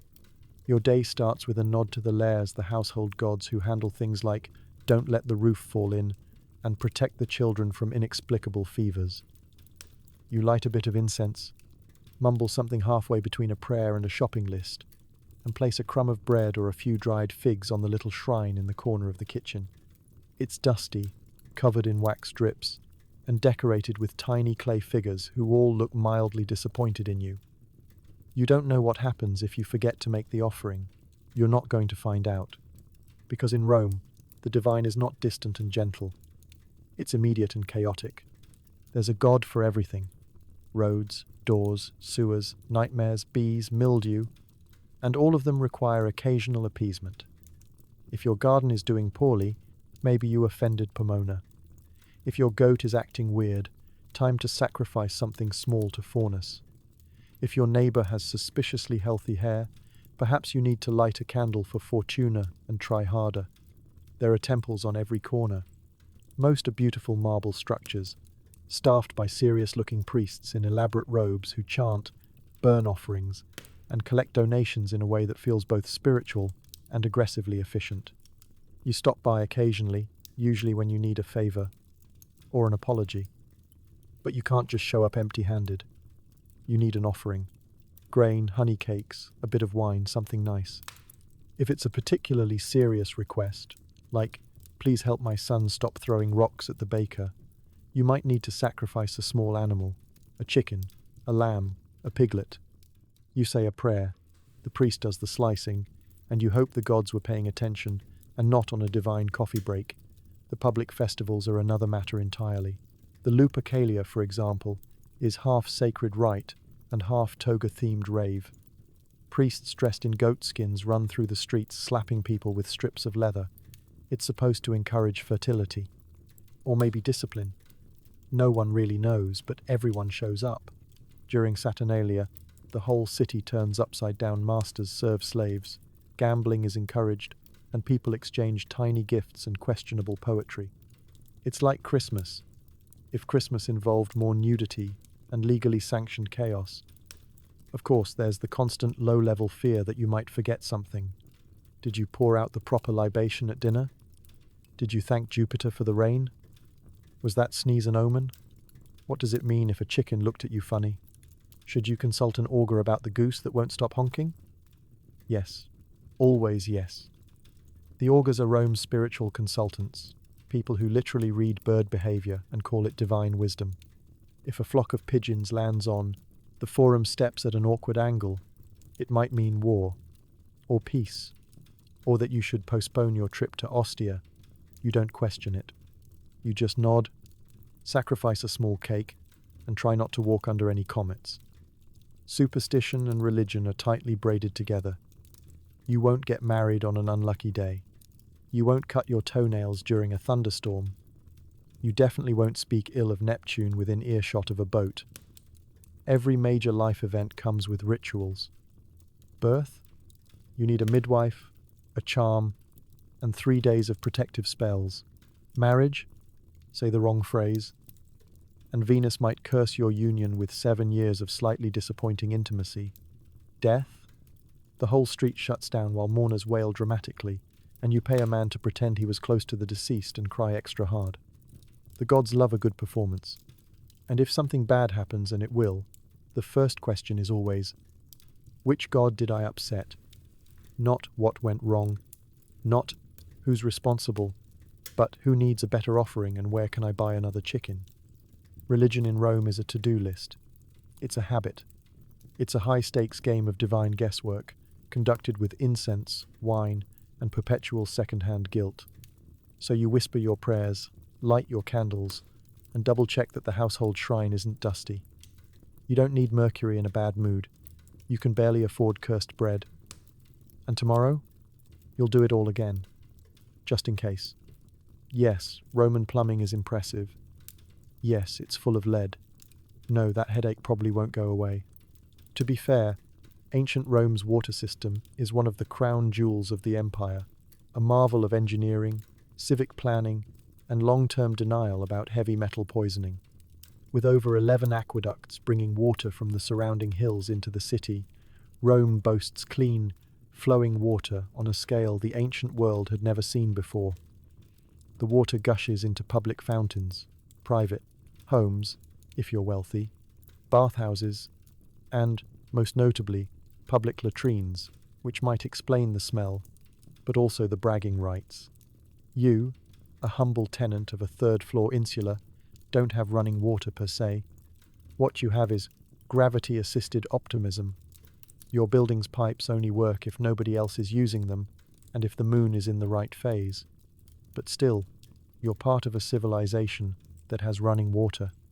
It's not always clean, it's not always reliable, but it flows, kind of. On Tuesdays, if the gods allow, the water starts its journey in distant mountain springs, many miles away from the city. From there, it's channeled into aqueducts, massive stone structures that march across valleys and hills like architectural centipedes. You've probably walked under one, looked up and thought, wow, that's impressive. You've probably also thought, I wonder how many birds have pooped in that. The aqueducts deliver water to enormous cisterns and distribution tanks called castella, which in turn feed the fountains, homes and bathhouses. Water is rationed based on your social status. Senators get it piped directly into their private courtyards. You get to carry it home in a clay jug balanced on your hip like a stressed-out wine merchant. Unless, of course, you live near one of the Nasoni public fountains, shaped like little metal noses. They constantly pour out water, which people collect in pots, buckets, or occasionally just their mouths. Children bathe in them. Dogs drink from them. Someone always tries to wash their tunic in them, and someone else always yells at them for it. Now, about those pipes. Yes, they're made of lead. Yes, everyone knows it. No, no one cares. Lead is cheap, easy to shape, and excellent for long-lasting pipes. The fact that it's slowly poisoning everyone is more of a philosophical issue. Romans believe illness comes from bad air and imbalanced humours, not the sweet, slow drizzle of toxicity leaching from their plumbing system. So, that persistent headache, that unexplained nausea, that odd metallic taste in your mouth, it's probably the gods, or your neighbour, or your diet, but definitely not the water. Probably, hopefully. Of course, if you're rich, you might have your water pass through charcoal or run it through a clay filter. If you're poor, you boil it. Or you don't. You just drink it and hope. Sometimes it's brown. Sometimes it's suspiciously fizzy. You pretend it's mineral rich. Meanwhile, the water continues on its journey, pouring into bathhouses, feeding ornamental fountains, powering small mills, and rushing beneath the city in a network of subterranean sewers so advanced that even modern engineers sometimes get jealous. The Cloaca Maxima Rome's massive central sewer carries waste away from the forum, temples, and upscale villas alike. It is both a technological marvel and a place you really don't want to fall into. Maintenance of this vast system falls to a mix of skilled workers and deeply underpaid slaves. If something clogs, cracks, or collapses, someone has to go in and fix it. Preferably not you. Preferably someone who won't mind coming out permanently damp and possibly glowing. Despite the risks, Romans are proud of their water. They build monumental fountains just to show off how much of it they have. The Aqua Claudia, the Aqua Appia. These aren't just infrastructure, they're propaganda in stone. Look, they say, how civilized we are. We bathe regularly. We have flush toilets. We are not barbarians. And sure, those flush toilets are really just communal troughs with running water underneath. And sure, sometimes the sewers back up and flood the marketplace with things no one wants to identify. But still, the water flows. So you sip your Posca, rinse your hands under a public spout, and carry your jug home down narrow alleys that occasionally reek of sulfur and bad decisions. You tell yourself the water is clean. You tell yourself the Romans knew what they were doing. Then you get another headache. But hey, at least it's impressive. Roman kids start helping out as soon as they can walk. Toys are rocks. School is yelling. And you will absolutely be beaten for bad handwriting. Welcome to childhood in ancient Rome. A phase of life best described as short, loud, and filled with chores. If you thought you'd get to spend your early years skipping through flower fields and doodling on parchment with a happy smile, think again. Childhood here is more like unpaid internship boot camp, except with less lunch and more fear of accidental sacrifice. If you're lucky enough to survive infancy, and statistically, many don't, you're immediately drafted into the workforce of your household. Not officially, of course, but there's always something to scrub, fetch, sweep, or hold while your father repairs a broken roof tile, using twine and whispered curses. Toys? You might have a carved wooden doll, a set of dice, or a rag tied in a knot that your imagination insists is a horse. Mostly you have rocks. One's round, one's flat, one looks like your uncle if you squint. You name them. They're your friends now. If your family is moderately well off, you get sent to school. Congratulations, you're about to spend several hours a day being yelled at by a man called a ludi magister, who is paid just enough to loathe you and the alphabet. He sits at the front of the classroom with a wax tablet in one hand and a stick in the other. Guess which one he uses more? You write on a wooden board coated in wax, scratching out your letters with a metal stylus. If you make a mistake, you smooth it out and start over. If you make too many mistakes, you get smacked and then start over while crying slightly. You're also expected to memorize long chunks of Virgil. Yes, the poetry guy. No, it doesn't rhyme. Yes, it's still somehow your fault. Girls rarely attend formal school. Instead, they stay home and learn practical skills, weaving, cooking, and looking busy when older relatives come to visit. Their toys are smaller, their chores are larger, and their chances of getting out of the house before age 14 are slim to none. Back at home, everyone has jobs. Little boys run errands, sweep floors, and fetch water, which involves carrying heavy jugs through crowded streets full of donkey dung and angry vendors. Little girls help in the kitchen, spin thread, and try not to spill hot oil on their toes. Leisure is a concept reserved for the dead. You do occasionally get to play, but even that comes with Roman efficiency. Tag is violent. Ball games involve actual injuries. One popular pastime is a proto-board game called La Trunculi, which is like chess, but with more arguments and fewer rules. Another game involves throwing walnuts at your siblings' heads. No one knows who wins. You're also expected to worship properly. Children are taught early to fear the gods, and for good reason. If your family's shrine candle goes out or someone forgets to thank Vesta for the bread, the blame falls squarely on the smallest human nearby. That's you. Say your prayers. Light the incense. Don't mess this up. Sickness is everywhere. Scrapes get infected. Fevers arrive without warning. Your family applies honey, garlic, and hope to whatever ails you. If you're lucky, you recover. If you're unlucky, they name the next baby after you and try again. Childhood mortality is tragically high, and yet life goes on. If you're born into a wealthier family, things are only slightly better. You might have a Greek tutor, more advanced books, and a better quality stylus for being punished with. Your clothes are cleaner, your sandals have real soles, and your parents occasionally refer to you by name instead of that sticky one. But even noble kids are expected to grow up fast. By 12, boys start preparing for public life. Girls start preparing for marriage. Everyone starts pretending they understand Cicero. So no, childhood in Rome is not carefree. It is chaotic, duty-bound, and full of weird smells. You grow up surrounded by noise, by tasks, by rituals you don't understand but must obey. There are moments of joy, a sweet fig, a game well played, a rare hug from a parent who isn't too tired, but mostly, it's survival with a side of spelling drills. And if you make it to adulthood, congratulations, you get to do it all again, this time with taxes. You meet your future spouse when your uncle arranges it. You're 14, they're 30. Romance is not part of the equation. In ancient Rome, love is not something you fall into. It's something your relatives coordinate while drinking too much wine at a dinner party. Marriage is a strategic maneuver like moving a chess piece or bribing a senator. It's not about passion. It's about property, politics, and whether your family name could use a little extra stability. If you're a girl, marriage is likely to happen as soon as your voice stops squeaking and your mother sighs. She's ready. By Roman standards, that means anywhere from 12 to 14. The groom?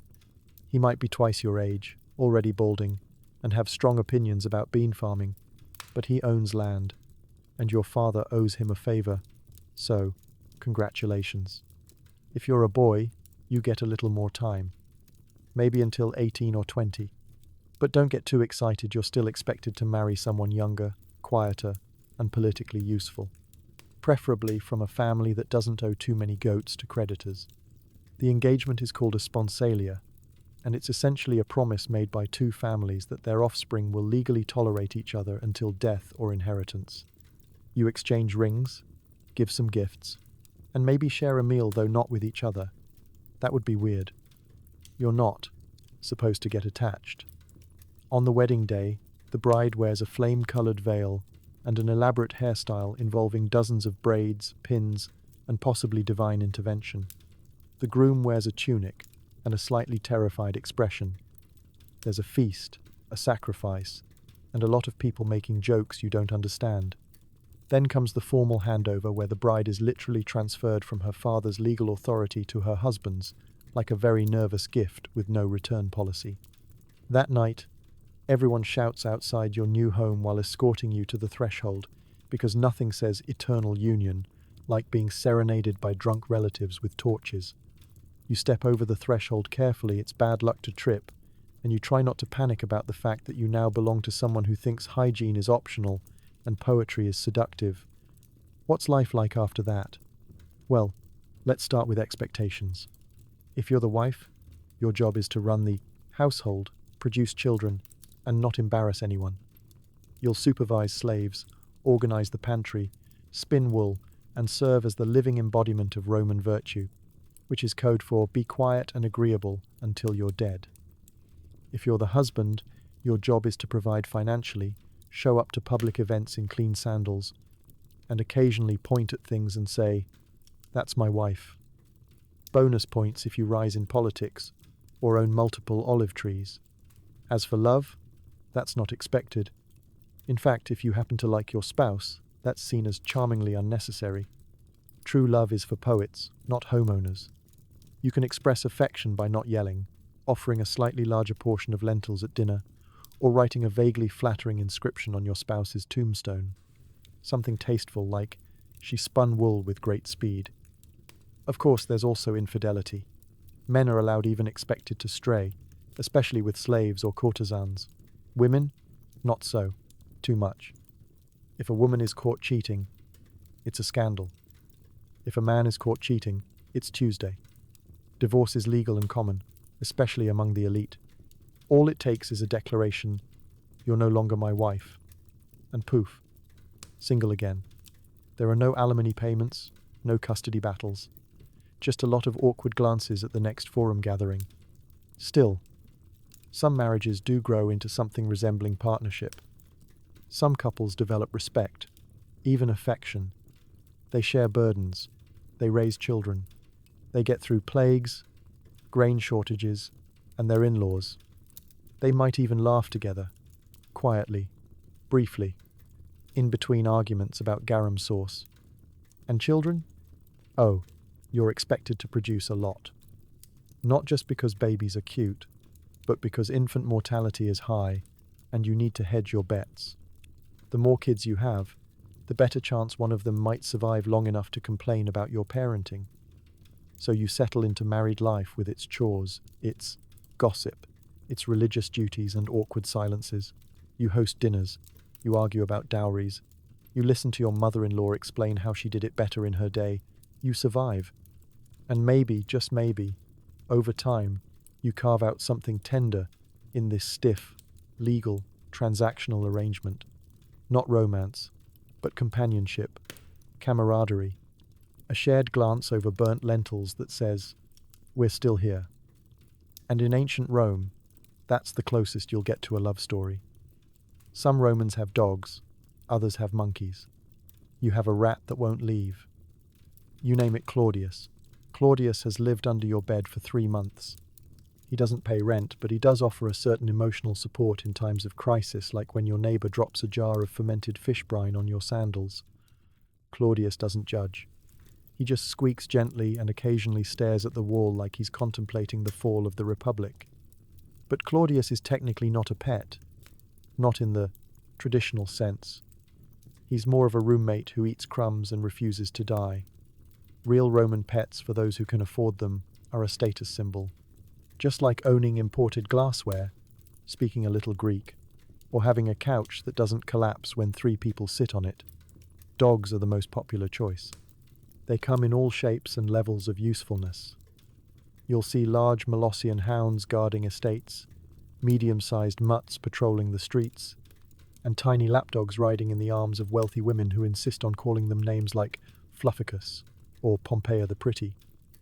These dogs are fed scraps from the table and, in some cases, treated better than actual children. If you're poor, your dog is more of a co-worker than a companion.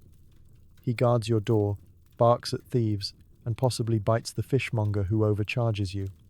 In return, you toss him the occasional bone and let him sleep on your sandals. Fair trade. Cats are also around, though the Romans have a slightly more business-like relationship with them. Cats eat mice. Cats keep your grain storage from becoming a rodent buffet. Therefore, cats are useful. Do you pet them? Maybe. Do they let you? Rarely. But you respect them. You leave a scrap of meat out and whisper "Good hunter" under your breath, and in return they don't knock over your oil lamp. Usually. Birds are another favorite among the upper class. Doves, pigeons, and even parrots make appearances in Roman homes. A parrot can greet guests in Latin, which is great until it starts repeating things it heard during last night's argument. Wealthy Romans will cage them, feed them fruit, and teach them to say phrases like "Hail Caesar" or "More wine, please." Some birds are buried with tiny tombstones when they die. One particularly loved parrot had a poem written in its honor. Your family won't do that for you. Then there's the monkey situation. Monkeys are exotic pets. If you have one, it means you've either recently returned from a far-off province or you made friends with someone who imports rare animals. Monkeys are tiny, clever, and deeply chaotic. They steal food, mimic gestures, and occasionally run off with your cousin's hairpin. They're adorable until they throw something at the dinner guests, which happens often. But in elite Roman circles, that's considered delightfully unpredictable. Of course, not all animals are loved. Some are tolerated, some are vermin, and some, like snakes, walk the weird line between pet and spiritual being. Snakes are sacred to certain gods and household spirits. If you see one slithering through your kitchen, you're supposed to thank it for visiting. You don't scream, you don't grab a stick. You say, "Hail, guardian," and hope it wasn't just there for the leftover lentils. There are also pet goats, small ones, sometimes pigs, occasionally squirrels. One senator allegedly had a pet eel, which he adorned with jewelry. No one questioned him because senators are allowed to be eccentric and terrifying. If you're a child in Rome, your pet might be a frog in a jar, a beetle tied to a string, or a particularly cooperative chicken. You give it a name, talk to it when no one's watching, and sob dramatically when it inevitably escapes or becomes dinner. It's all part of the growing process. And then there's Claudius, still in the corner, grooming his tiny whiskers and silently judging your life choices. He's not pretty, he's not trained. He once chewed a hole in your blanket, but he's always there. Through heartbreak, hangovers, and household plumbing failures, you consider upgrading him to official companion.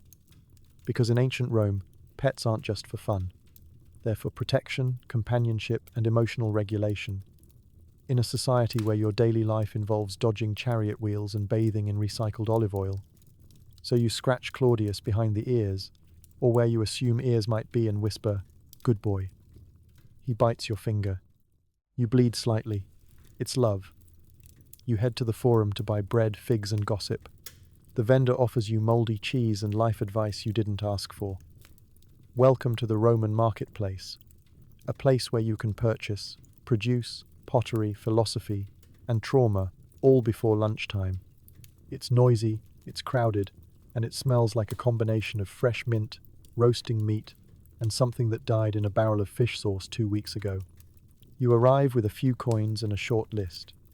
Grain, oil, olives, something sweet if the gods are smiling. What you leave with is anyone's guess. Shopping in ancient Rome isn't a casual stroll. It's a full-contact sport. You dodge street performers, pushy vendors, runaway goats, and at least one man trying to sell you a slightly haunted statue. Everything is negotiable here. Everything. Prices are more like suggestions. And if you pay the first number offered, the vendor will either think you're fabulously wealthy or hopelessly dim. Either way, they'll throw in something weird for free, like a jar of lentils with personality, or a chicken that might be pregnant. You start at the grain stall. The vendor is shouting louder than anyone else, which means either he's selling the best grain or he's covering up for the bugs.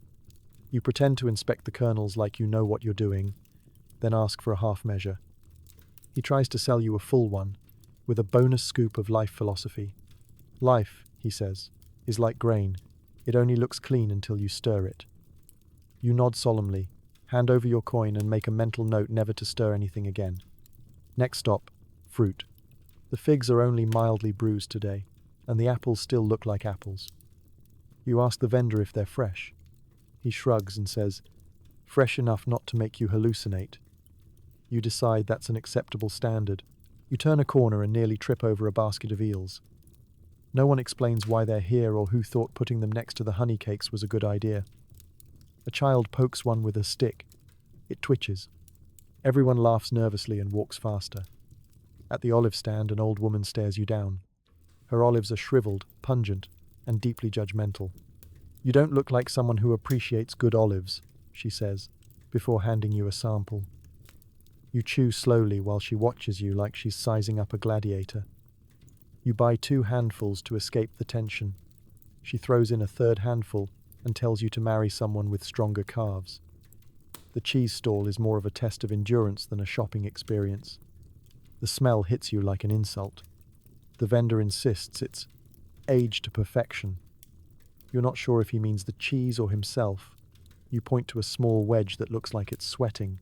He wraps it in a leaf, tells you it'll be better tomorrow, and mutters something about Saturn retrograde.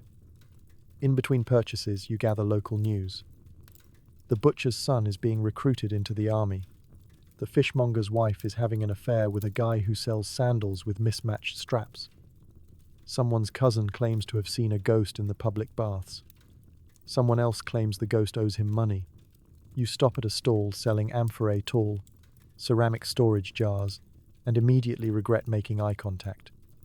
The seller launches into a monologue about the importance of good clay and the spiritual meaning of handles.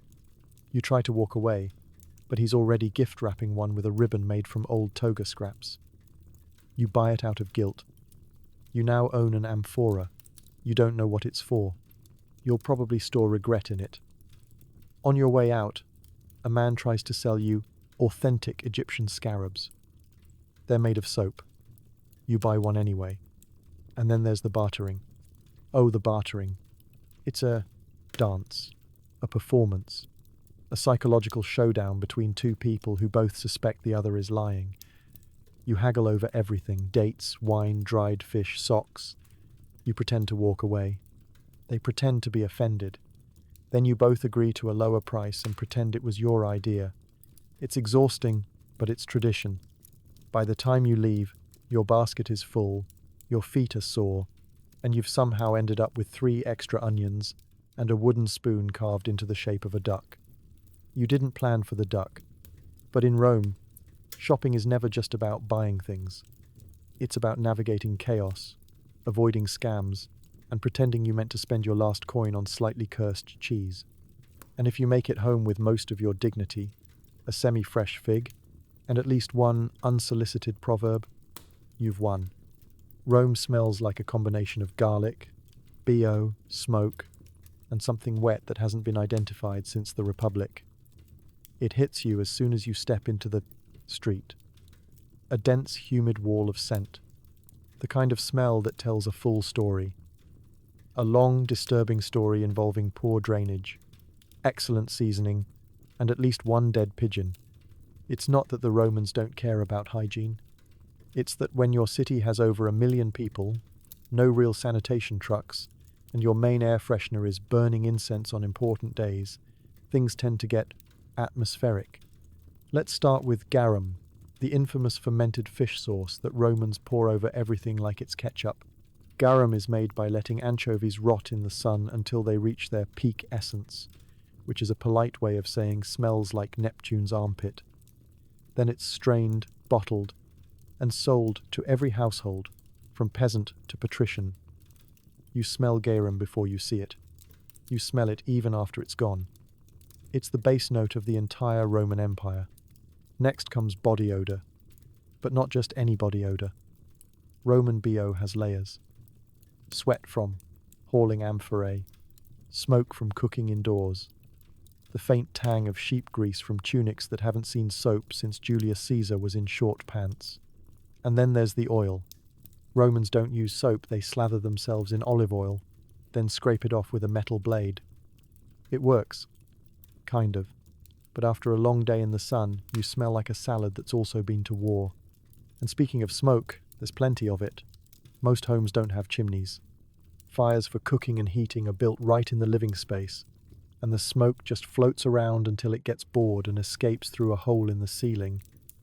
Sometimes, if it's feeling generous. The result?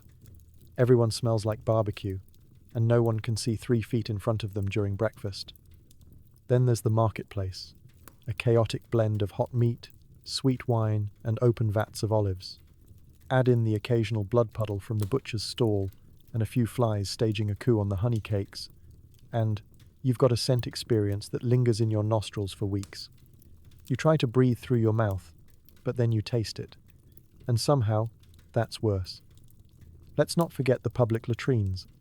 Rows of open seats over running water, shared sponges on sticks, and very little in the way of privacy. They're cleaned regularly, or so the city claims. But clean is a relative term when your idea of disinfectant is vinegar and prayer. You walk past a latrine and the air gets thick, like soup. A soup you didn't order. Street gutters add their own special aroma. Rome has drains, yes, but they're mostly for decoration. Rainwater, food scraps, spilled wine, unidentifiable sludge, it all trickles through the alleys, pooling in corners and steaming gently under the Mediterranean Sunday. Sometimes it bubbles. You don't ask why. You just step over it and pretend you're somewhere else. Animals don't help. Donkeys, oxen, goats, they all contribute to the street. Perfume with impressive regularity. Horses relieve themselves in the middle of the forum like it's a political statement. Dogs are everywhere. Cats too, though they're at least polite about it. And if you smell something particularly foul near a shop, it might be a laundry vat. Roman launderers use human urine to clean clothes. Yes, really, it's high in ammonia. It works, but it smells like betrayal. Even temples, places meant for serenity and reverence, have their own olfactory signature. Burnt offerings, incense, wax, and the occasional sacrificed goat combine to create what can only be described as sacred barbecue. It's both holy and slightly nauseating. And yet, somehow, it's all part of the charm.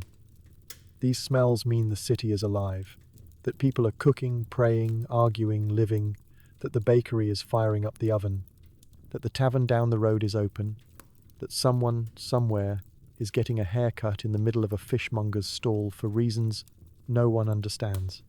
You get used to it. Eventually, your nose becomes numb. Your standards shift.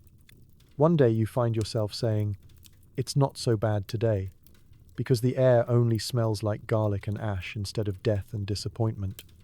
Rome smells like history, like hustle, like hope layered over compost. It's overwhelming, offensive, and oddly comforting, like a sandal that doesn't quite fit but you wear it anyway, because it's the only one that doesn't give you blisters. So you breathe in through your mouth, smile at your neighbor, and pretend you don't hear the faint squelch under your sandal. It's just another fragrant day in the eternal city. So tonight, as you drift off in a clean bed, beneath a roof that probably won't collapse on you, take a quiet moment to appreciate the absolute luxury of existing in the modern age. No chamber pots, no shared toilet sponges, no mystery meat skewers sizzling suspiciously outside your door. You didn't have to scrape yourself clean with oil and a metal stick. You didn't start your day by avoiding loose bricks falling off the neighbor's insula. And hopefully, no one dumped a bucket of fish sauce out their window while you were brushing your teeth. Or whatever the Roman equivalent of brushing teeth was, probably just chewing on a stick and hoping for the best. Because daily life in ancient Rome wasn't all marble columns and philosophical debates under the stars. For the average citizen, it was noisy, chaotic, itchy, and just unsanitary enough to make you rethink that romanticized vacation you were planning. But they survived it. They adapted. They cracked jokes over bad bread, gossiped in public baths, and found a way to live with 10 people in one room and still argue about dinner. That's the beauty of history. No matter how grim or ridiculous, people always find a way to keep going, even if their laundry routine involved buckets of urine. So as your breathing slows, your muscles soften, and sleep begins to pull you under, just remember, you are descended from survivors. People who lived through lice, lead poisoning, awkward public bathing, and tunics that never quite fit right. If they could make it through a day in ancient Rome, you can handle your inbox tomorrow. Good night, sleep well, and may your dreams be blessedly free of fish sauce, collapsing rooftops, and communal sponges.